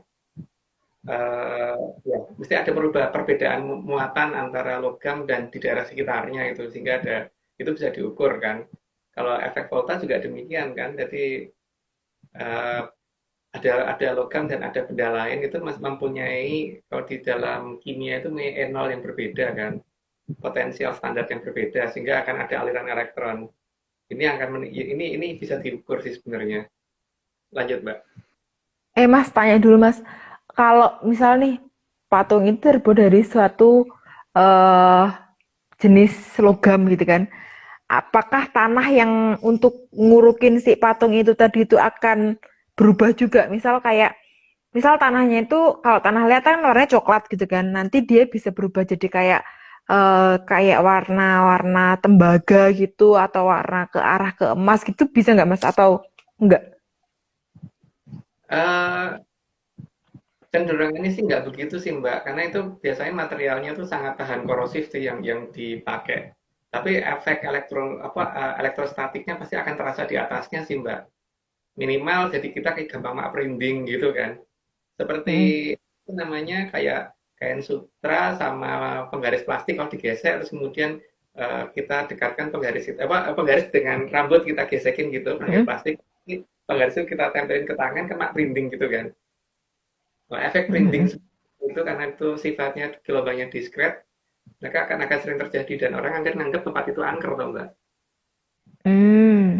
Satu pelacakan paling gampang kan itu tadi jangan dengan mata, justru menggunakan kayak tadi itu, yang kalau daerah merindingnya luas berarti daerah itu ini kan daerah luasannya kemudian harus kita cek, cocokin dengan konturnya tuh kira-kira kalau kita punya boneka kita tidurkan telentang, tidurkan ke samping atau gantung kurap yang cocok mana sih kalau kita lihat dari konturnya tadi.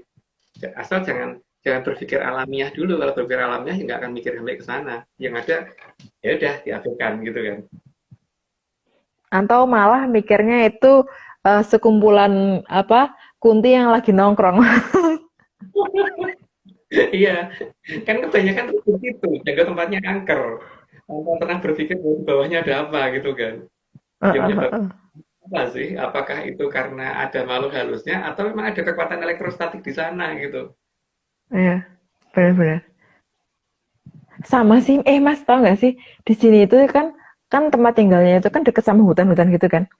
Tapi di sini tuh nggak ada budaya kayak, nanti tuh di pohon itu ada kuntinya gede, ada genderuwonya apa, itu nggak ada mas. Jadi orang di sini hidup bersebelahan sama hutan-hutan yang luas tuh santai gitu mas. Itu karena doktrin ya mas. Ya, ada hal yang salah di negara kita atau di negara sana gitu kan. Tapi yang jelas hal ini bisa menutup logika kita itu yang mengakibatkan bahwa ketika mak printing itu mikirnya bukan ada sesuatu yang harus kita curigai tapi langsung kabur gitu kan, karena dianggap ada makhluk halus. Gitu Mbak. Dikecoh terus ya mas berarti? Iya, pinter soalnya mereka juga membunyikannya juga sangat pinter sih. Dan mereka menghitung semua hal, semua aspek sudah diperhitungkan supaya kita nggak curiga gitu kan. Dan decoy aja lah yang kelihatan gitu loh. Oke, Lagian Mbak, lanjut. orang digini aja percaya gitu kan, Mas. Mm-mm. Lah saya pengen nyusul deh Mbak. Oke, apa? Enggak. Mau nyusul? Kalau nyusul nanti aku Karena tutup pintunya yuk. ya kok gitu Mbak. Set ke-66, 66. sehingga alat seperti ini bisa digunakan untuk mengukur beda potensial antar daerah untuk melacak keberadaan logam.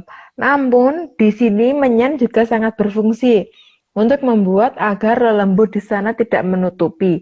Jadi, menyan tetaplah sangat diperlukan di lapangan. Jadi alat ukur yang digunakan, yang menggunakan versi teknologi itu masih bisa dikacaukan dengan menggunakan menyan ya. Karena apa? Kalau jarumnya dipegang sama Mbak Putih terus digeser ke arah yang lain kan, dia tetap aja nggak terdeteksi kan. Begitu juga Ya. yang digital. Kan dia bisa nyuruh Banaspati untuk nyalain lampu yang nggak boleh nyala gitu kan, yang harusnya nggak nyala, atau matiin sesuatu yang harusnya nyala gitu. Jadi tetap aja kalau kurang menyan tetap nggak bisa. Lanjut Mbak. Kurang menyan. Kayak kurang obat ya Mas ya kalau kurang menyan. Yo, Slide ke... Sekarang tuh kata-kata menyan tuh gampang gitu loh didengerin sama telinga. Kalau dulu kan kayak horor gimana gitu kan. Menyan tuh kayak gampang lah masuk ke telinga. Slide ke 67. Karena setiap perbedaan jenis logam akan mengandung ukuran voltase yang berbeda. Sehingga memang bisa diukur perbedaannya meski tanpa injeksi arus ke dalam bumi. kalau menginjeksi arus ke dalam bumi itu kan berarti sistem pengujian dengan menggunakan geolistrik ya. Itu kan menginjeksi arus terus kita ukur beda potensialnya. Tapi ada cara lain, tapi kita tidak bisa share di sini ya untuk dengan menggunakan alat yang sangat sederhana untuk mencari posisi itu gitu. Karena kita pelit. Ya, karena kita Mbak, kalau kita share nanti ada orang yang ngeklaim dan nanti kalau sudah ada korban kita disalahin karena ini masalahnya ada link di sana kan, Benar-benar. nggak bisa sembarangan Mbak. Nah, kan saat ini banyak yang ngaku ngerti menyan ini sebenarnya cuma teori loh, tapi tidak tahu sebenarnya. Ya banyak banget sih Mas kehaluan yang membelenggu itu. Kayak slide ke-68. Jika dibutuhkan kabel yang sangat panjang untuk mengukur perbedaan potensialnya. Ya, tapi tidak bisa kita share di sini caranya bagaimana, tidak seribet geolistrik ya. Lanjut Mbak. Slide ke-69, makin bagus kalau kabel yang digunakan bukanlah kabel serabut. Jadi pada dasarnya kita menunjukkan beberapa hal di sini bukan karena kita pengen ngajarin, tapi supaya masyarakat lebih kreatif. Siapa tahu dengan begini malah menemukan alat yang lebih bagus daripada yang kita bikin, toh, Mbak. Iya kan? Benar Mas, benar. Dan dengan begitu kan kita juga menghargai bahwa penemuan orang gitu, dan sehingga kita memang tidak share bagaimana caranya, tapi kita yakin di luar sana banyak teman yang akhirnya akan lebih bisa meneliti dengan caranya sendiri dan akan lebih puas kalau menemukan caranya sendiri gitu daripada kalau kita yang ngajarin kan. Mungkin mereka lebih pintar malah daripada kita. Lanjut Mbak. Tapi real ya Mas, bukan data halu. Halu. Tidak ada hubungannya sama halu karena kalau halu kita pakai untuk patokan ya nggak bisa, dan ini bukan astral loh. Ini kalau meneliti kayak gini tidak boleh menggunakan patokan astral. Jadi kalau kontak dengan leluhur ya berarti harus bisa bicara dengan bahasa yang ada di zamannya beliaunya itu, bukan pakai bahasanya sekarang, bukan pakai bahasa kekinian. Dan itu bisa dibuktikan dengan ini, seperti ini yang di atas ini, atau Mbak sendiri itu kan bisa nulis pahlawa toh. Nanti ndak iri, udah, yuk.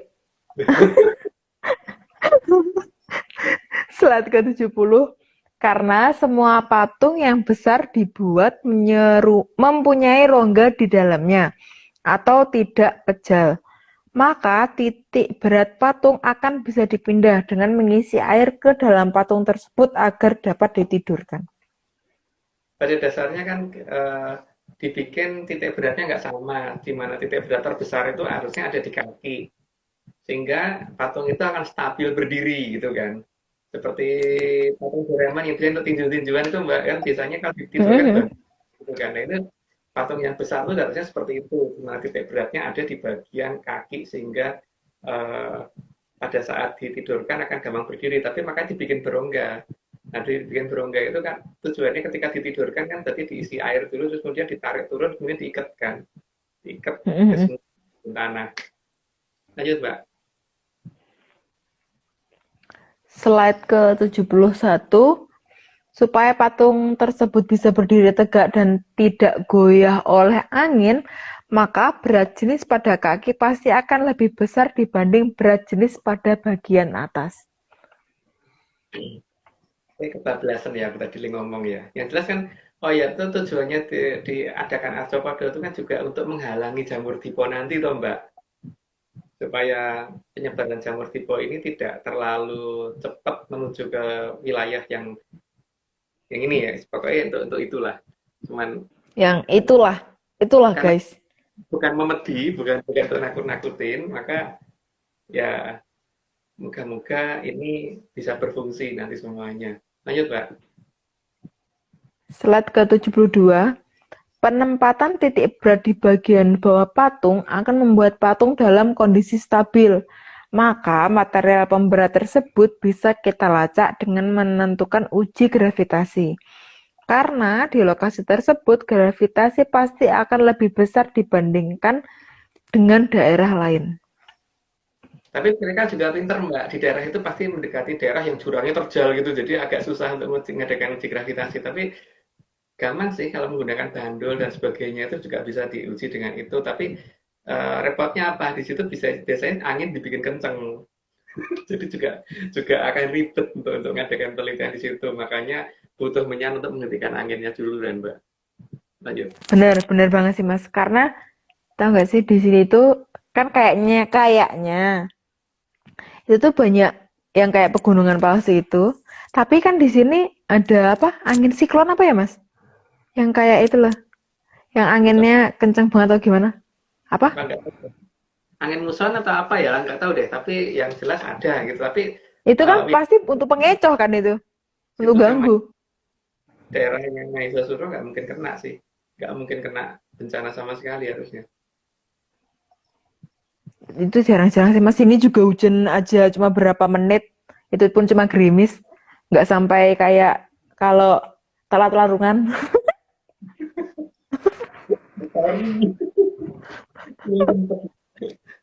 ya gimana? Oke, lanjut aja Mbak. Oke. Slide ke-73. Karena perbedaan massa akan mengakibatkan perbedaan interaksi antar benda, maka perbedaan percepatan gravitasi juga akan berbeda, sehingga bisa diukur dengan alat sederhana berupa bandul.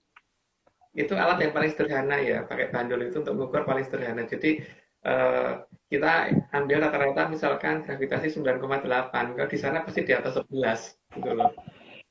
Biasanya sih ada daerah yang sampai 13 sih kalau terukur sampai 13 dengan menggunakan bandul ya, dengan bandul yang sama. Tapi ya tentu saja anginnya harus diajak bicara dulu supaya jangan berembus dulu ya, jadi biar nggak ganggu. Lanjut ya. Anginnya. Ya, itu yang di atas. Slide ke-74. Karena aku banyak hal yang tahu tuh satu kata per kata tuh bermakna, Mas. Slide ke-74, dari bandul tersebut kita bisa mengukur periode dari bandul sehingga gravitasi bisa diukur. Itu di fisika ada kok cara-caranya dan kita juga pernah dulu di episode yang berapa gitu aku lupa tuh waktu itu kalau nggak salah waktu menjelaskan itu ada di tempatnya Pak Marius waktu itu. Aku waktu itu kalau nggak salah pakai pakaian putih-putih sih. Gitu. Ingat sih Mas aku. Tapi ingat. Di episode berapanya aku lupa, itu dicari aja cara nyari, cara ngitungnya ada di situ. Di episode yang pernah dipal sama orang kan, misalnya pernah paling grup ini cuma bisa sampai berapa puluh gitu kan, tapi ternyata kita hari ini berapa guys, 127 ya Mas ya? Iya 127 ya namanya kalau memang itu adalah perintah leluhur, itu harusnya unlimited. Tapi kalau itu atas dasar logika kita sendiri, itu pasti ada batasnya. Jadi ketika tidak ada Berarti, batasnya, kita tahu gitu kan. Nah, Mas, berarti itu pasca bayar. oke, bayar kapan-kapan. Oke, lanjut Mbak. Slide ke 75 ya nggak sih, Mas? Ya, Nah, karena makin besar gravitasinya, maka akan semakin kecil periode dari bandul tersebut dalam menempuh 1 kali ayunan. karena berbanding terbalik di akar lagi kan. Jadi ketika gravitasinya besar, berarti periodenya makin kecil. Maka kita lihat aja nanti periodenya berapa sih gitu. Cara ngitung periode sudah dijelaskan di yang lalu, atau mungkin cari di Google deh, pasti ada di YouTube juga ada itu cara ngitung periode. Lanjut Mbak. Ini menyanders pasti bingung ya. Kapan hari ngomongin yang nggak bakalan 0,0, itu. Sekarang ngomongin ini. Pasti bingung. Hidup bingung. Slide ke-76, dalam mengukur periode harus diukur agar panjang talinya sama dan ketinggian dari permukaan tanah sama. Ya, karena Sorry, di situ coba nih, lebih paham. Dalam mengukur periode harus diukur agar panjang talinya sama dan ketinggian dari permukaan tanah sama. ya supaya lebih fair kan itu. Jadi untuk membandingkan gravitasi, kalau ada satu item yang beda kan nanti orang akan, oh itu karena talinya beda panjangnya, oh karena beda talinya, oh karena beda bandulnya, oh karena beda ketinggiannya gitu kan. Jadi emang semuanya harus dibikin sama. Nah, nanti kalau terjadi perbedaan gravitasi lah itu baru aneh gitu kan. Harusnya kan ya mirip-mirip di 9,8 bukan sampai 13 gitu. Lanjut, Mbak. Slide ke-77, selain dengan alat, maka rasa juga bisa digunakan. Karena keadaan seperti berdebar-debar juga bisa terbentuk akibat gravitasi yang kelewat besar. Itu maksudnya rasa bukan kayak kerentak gitu ya, Mas?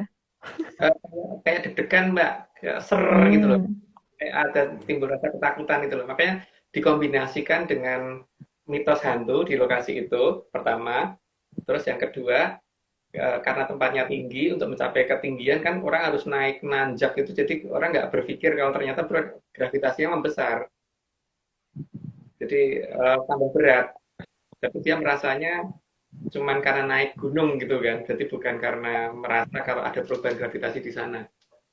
Gitu Mbak, cukup pinter kok yang nutupin tuh. Lanjut, Pasti Mbak. sih. Slide ke-78, selain itu efek gelisah juga akan muncul akibat terlalu besarnya gravitasi di tempat tersebut. Efek gravitasi yang terlalu besar itu biasanya akan membuat emang kelewat gelisah, sama kadang-kadang lebih cepat ngantuk juga sih kalau nggak salah.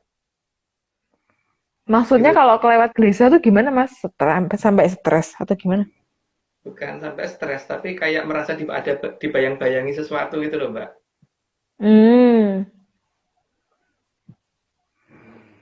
Karena ketika bobot kita bertambah, kita kan merasa seperti kita gendong sesuatu gitu kan, padahal nggak ada.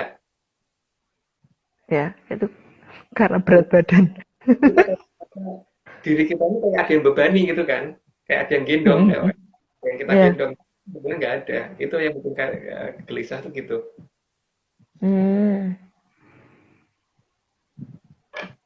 Oke Mbak, lanjut. Oke.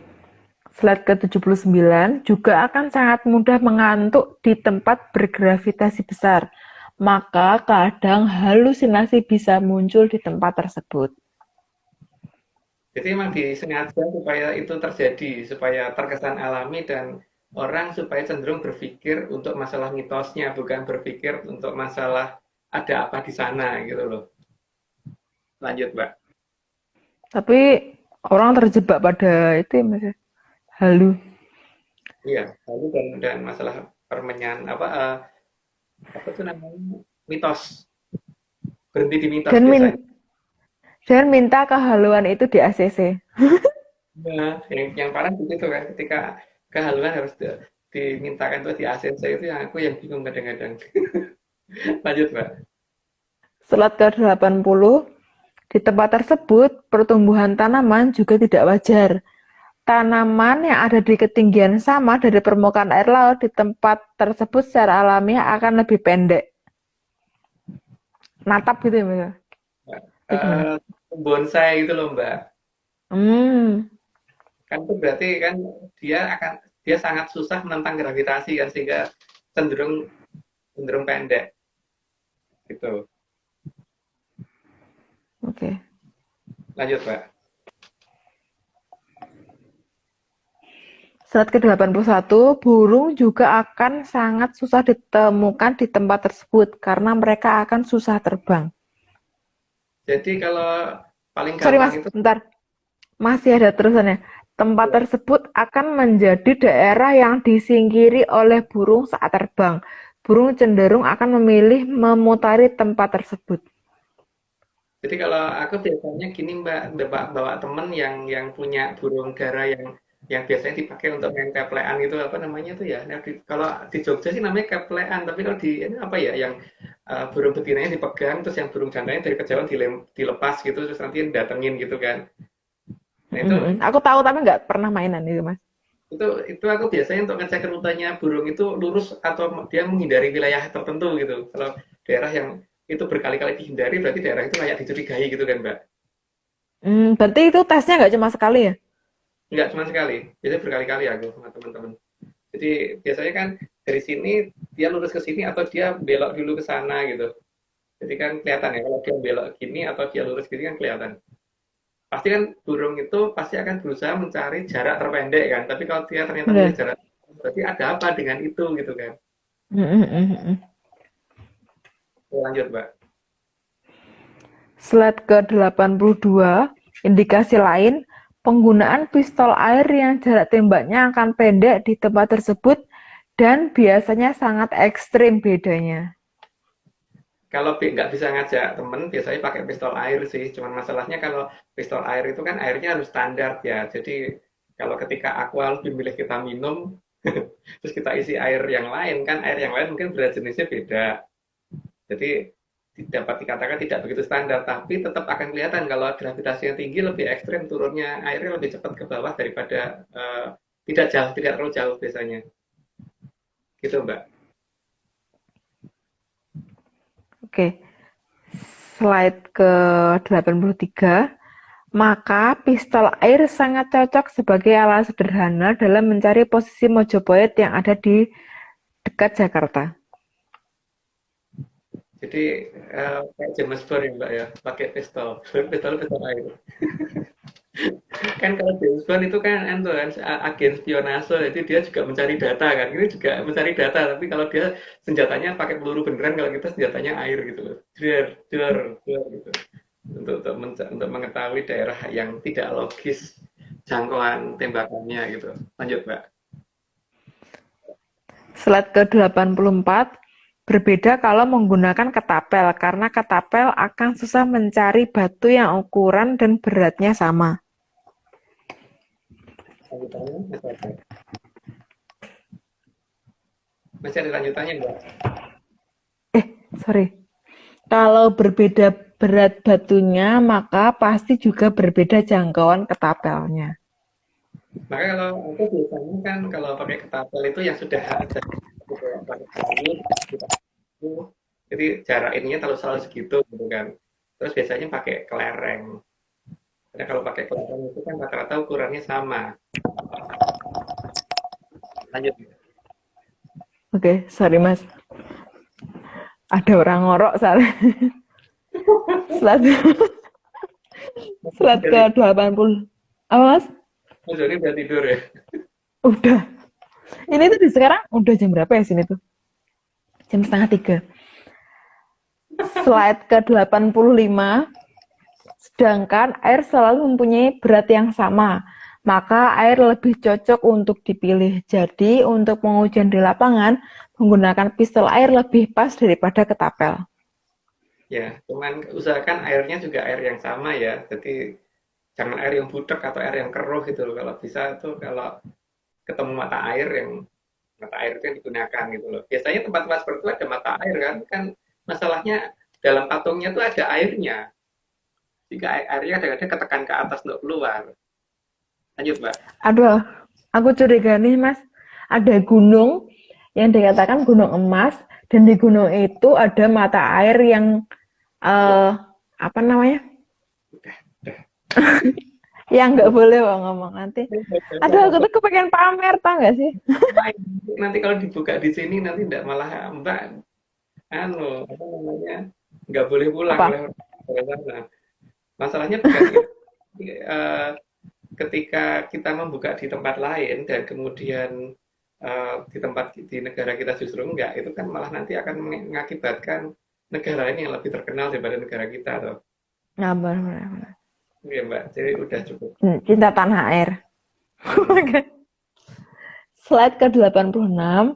Selain itu, air yang seragam beratnya lebih mudah ditemukan daripada batu yang ukuran dan beratnya seragam sama. Itu tadi, karena air cenderung beratnya cenderung konstan, asal airnya itu jernih ya. Tapi kalau airnya butek ya beda gitu. Oh iya ya, makanya nenek moyang kita kan memberi apa ya, lagu yang dibikin untuk Indonesia Raya itu kan cuma tanah air ya Mbak ya. Indonesia tanah airku gitu. Bukan tanah air dan udaraku gitu kan. Jadi nggak tahu ya udara punya siapa ya, karena tanah dan air punya gitu. Udaranya punya siapa? Lanjut Mbak. Slide ke-87.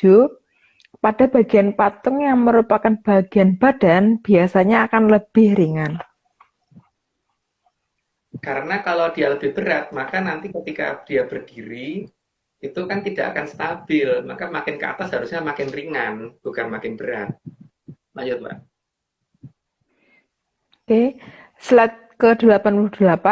Agar bagian badan bisa ditidurkan, maka di dalam rongga badan harus diisi air sampai penuh dulu. Tujuannya agar berat jenis berubah posisi agak ke atas sehingga patung akan mudah ditidurkan. Bukan berat jenis ya, titik berat yang berubah. Jadi kalau tadi Oh, titik sorry. berat gara-gara diisi air, titik beratnya berubah ke atas gitu.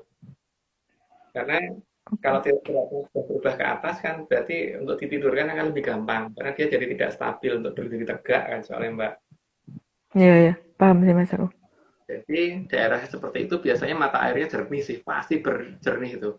Dan ada kandungan logam khusus gitu loh, sehingga kadang-kadang dikatakan airnya itu sehat kalau di ini gitu loh. Makanya di beberapa daerah yang pernah ada patung besar di situ, masyarakatnya tuh mempunyai kepercayaan yang ngumurin air gitu loh.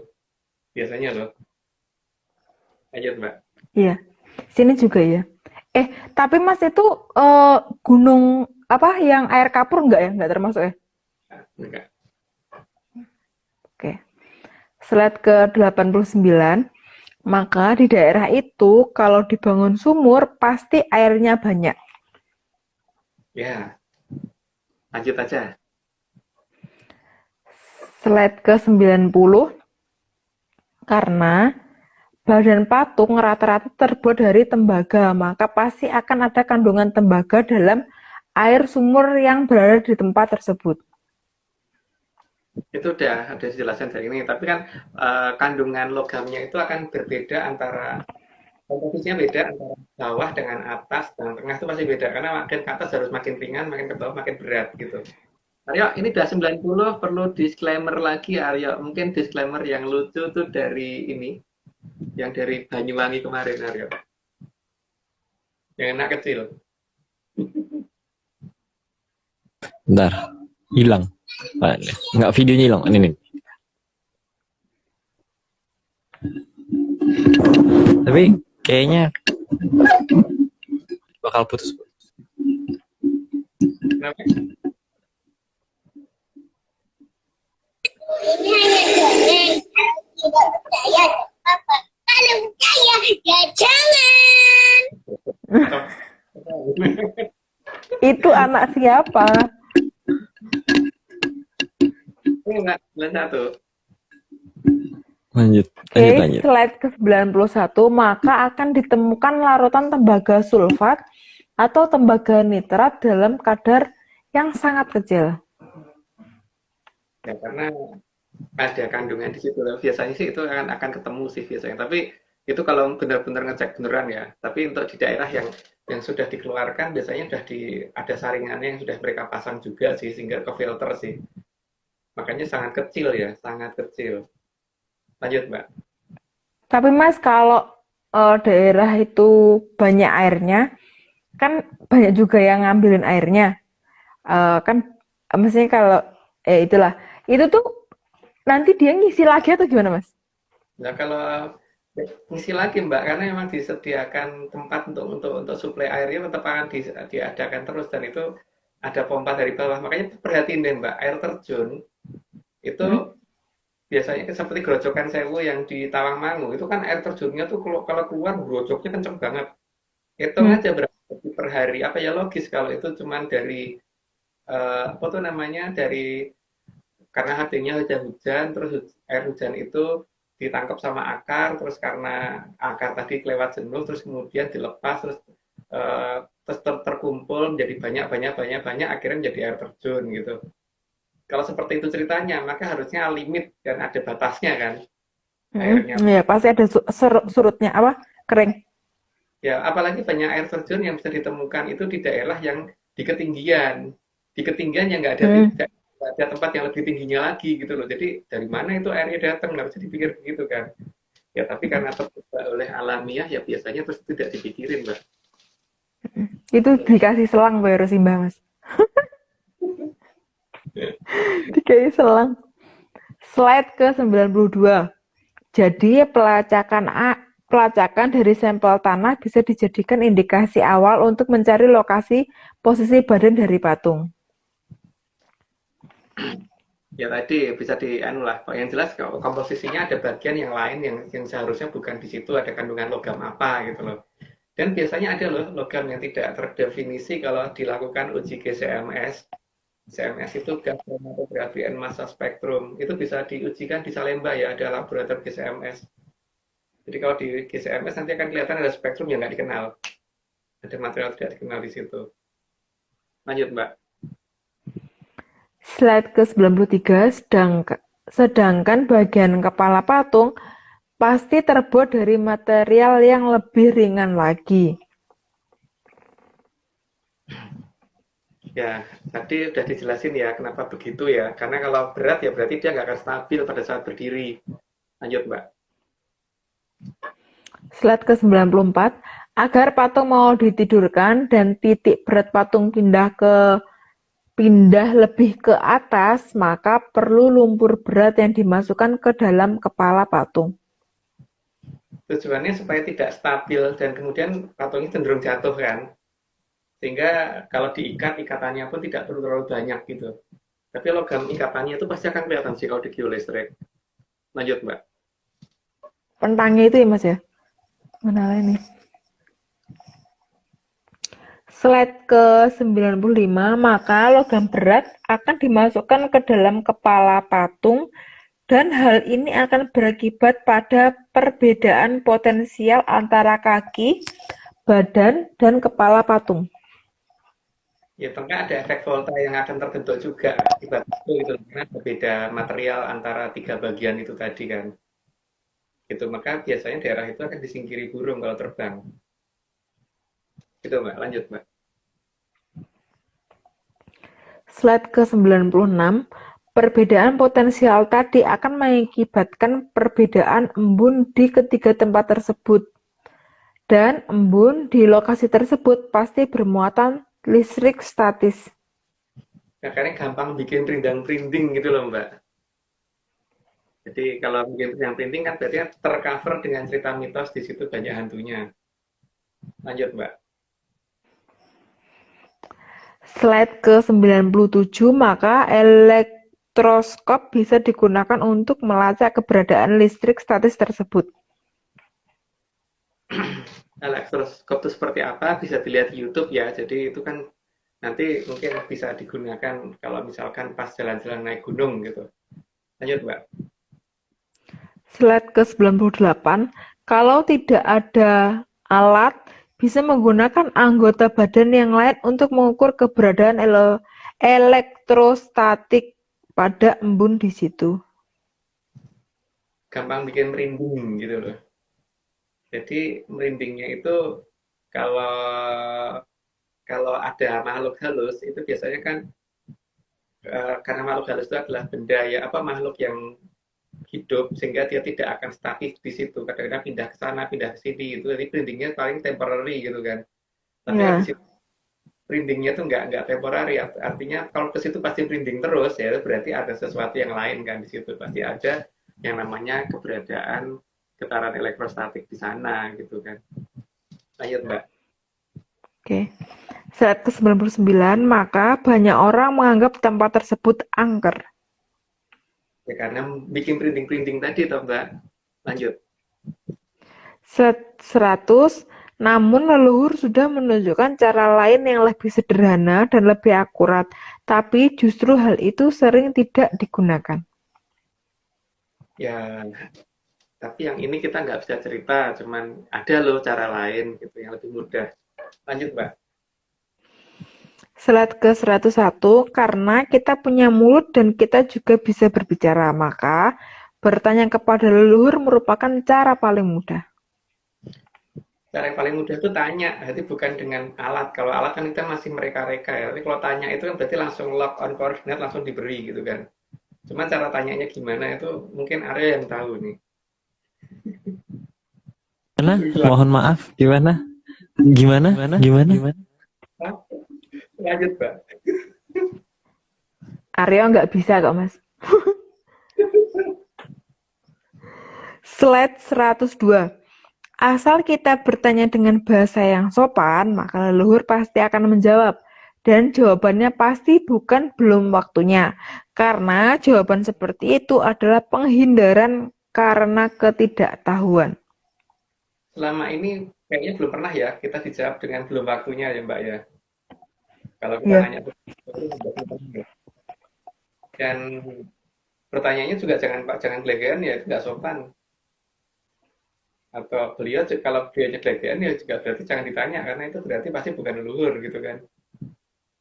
Karena Dia itu itu lagi sakit. sangat priayi banget gitu kan.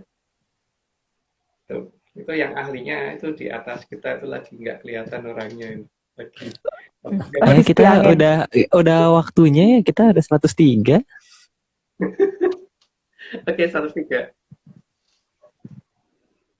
103, agar dijawab saat bertanya kepada leluhur, harus sesopan mungkin, maka kita harus pada kondisi sehat agar tidak gelegean, karena gelegean di depan leluhur itu sangat tidak sopan. Harusnya begitu ya. Itu versi kita. Tapi kalau versi orang lain kalau itu dianggap sopan ya aku bingung sih. Karena kalau kita aja bicara dengan orang tiba-tiba orang itu gelegean kan ngapain sih gitu kan. Oke, lanjut Mbak.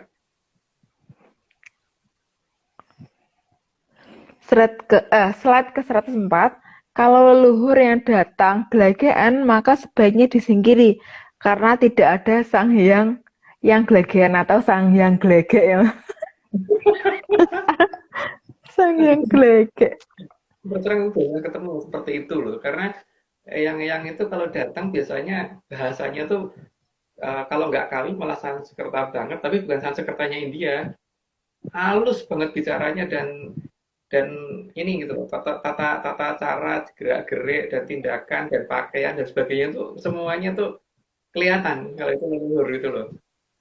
Aku belum pernah. Berarti nggak awal datangnya itu nggak salam gelegek gitu ya Mas ya? Nggak salam grege. Gimana tuh, Mbak? Nah, udah Slide lanjut lagi, terakhir. Mbak. Sampun celak wungunipun sang Gilang Kencana Jati, amertandani wangsulipun kamulyan mring kerta jayaning Tribuna. Jadi patung itu juga nanti akan berdiri pada saat datangnya Jamurdipa ya. Jadi itu juga untuk melindungi tanah Jawa. Dan semoga di pulau yang lain ada gitu. Tapi aku nggak yakin dengan satu pulau yang yang nantinya untuk booster supaya kita bergerak ke selatan gitu loh Mbak. Jadi nggak ngerti itu pulau apa, nggak tahu ya. Tapi yang jelas semua urutan tentang apa yang akan terjadi tentang masa jamur tipe itu sudah kita urut dan bagaimana supaya kita bisa ini ya. Tapi salahnya kan ini tidak harus dipercaya gitu kan. Jadi tidak. Iya, ini cuma dongeng ya Om ya. Jadi ya Aryo, jadi ini apa disclaimer apa mobilisasi parsial dulu terus disclaimer total Aryo. Disclaimer Pak. Udah lama nggak buka, lupa yang mana. Oh ini dia. Yang Ini semua cuma dongeng. Kalau tidak percaya. Maaf, ke play duluan. Oke.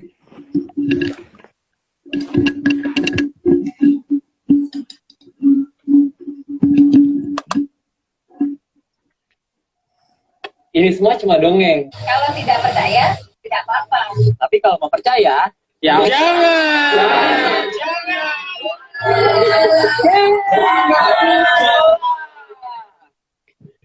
Ini bukan gertakan.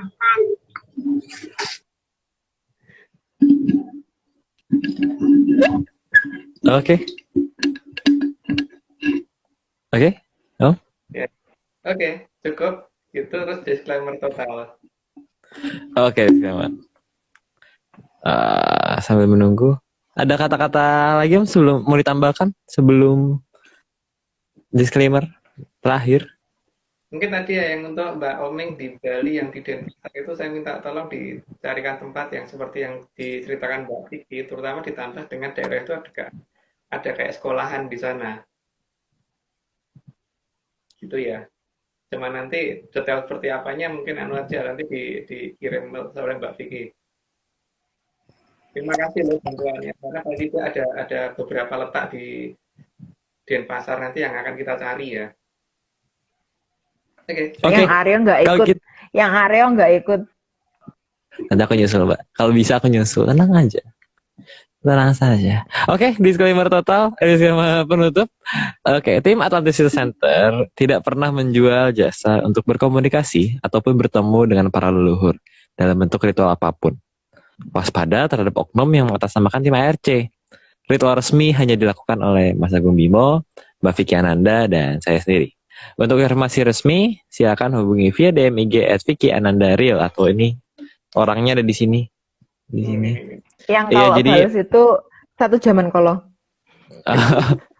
Tapi tersedianya selama 25 jam sehari, jadi tenang guys. Pasti dijawab, walaupun jawabnya satu jaman kolong. Satu jaman kolong.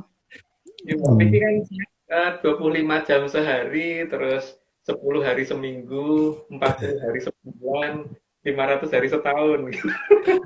Betul. Tahu nggak sih Mas, sampai yang tanya itu nggak cuma di DM IG loh, di Facebook juga. Padahal nggak pernah ngeflorin nama Facebook aku.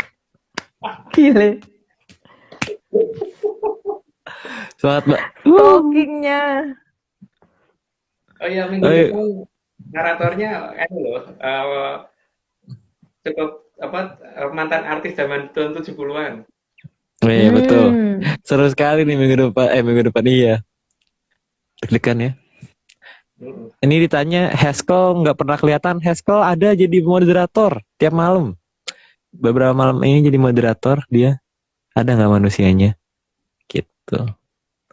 Itu ditanya. Oke, kalau gitu Om, ada lagi? Ada lagi Mbak? Mbak nggak mau bercerita lagi Mbak? Udah sih, pansosnya udah. Oh, pansos dia. Oh enggak. Oke kalau gitu. Iya benar. Kita juga jawabannya bukan perguruan, benar. Kita bukan perguruan. Oke, kalau gitu Parda terima kasih ya Om ya. Ya. Oke, terima kasih. Oke, kalau gitu terima kasih sebesar-besarnya tentunya kepada Kitunggu Jatijaya Morogo yang sudah mau menyediakan data dan juga pamong bagi kita semua. Kemudian juga terima kasih Bapak Agung, Mas Agung yang sudah menjadi narasumber dan juga sudah membuatkan slide. Kemudian juga Mbak Vicky, makasih Mbak sudah menyumbangkan suaranya jam 2:30 pagi. Atau 2:30, 2:30 ya Pak? 2:30? Jam 3 kurang 16. Ya jam 3 kurang di sana. Terus kemudian juga terima kasih Mas Nogo yang sudah mau merapikan slide. Bang John, terima kasih atas gambarnya. Ular Dan rulingnya keren. kengoroannya malam ini. Enggak kedengeran, Mbak.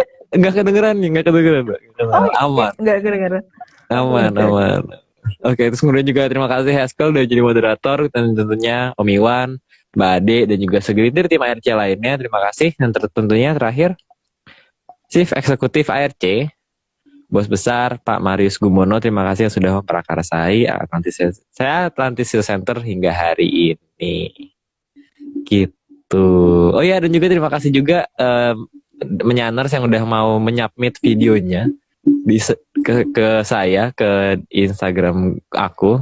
Jadi bisa ditampilkan malam ini. Jadi Menyaners yang lain kalau misalnya mau bikin video disclaimer, langsung aja di DM ke aku atau DM ke Haskell atau DM aku atau Haskell aja lah. Gitu.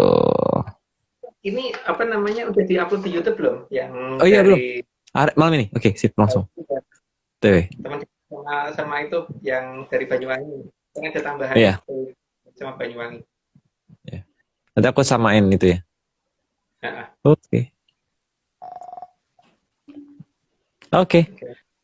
Oke, kalau gitu sekian. Terima kasih Menyaners dari kita udah mengakhiri sekian episode 127. Sampai jumpa di pertemuan berikutnya di minggu depan. Ada tamu spesial. Jadi jangan lupa nonton dan kita sampai jumpa di malam berikutnya. Salam sehat tentunya, salam menyan semua. Salam menyan.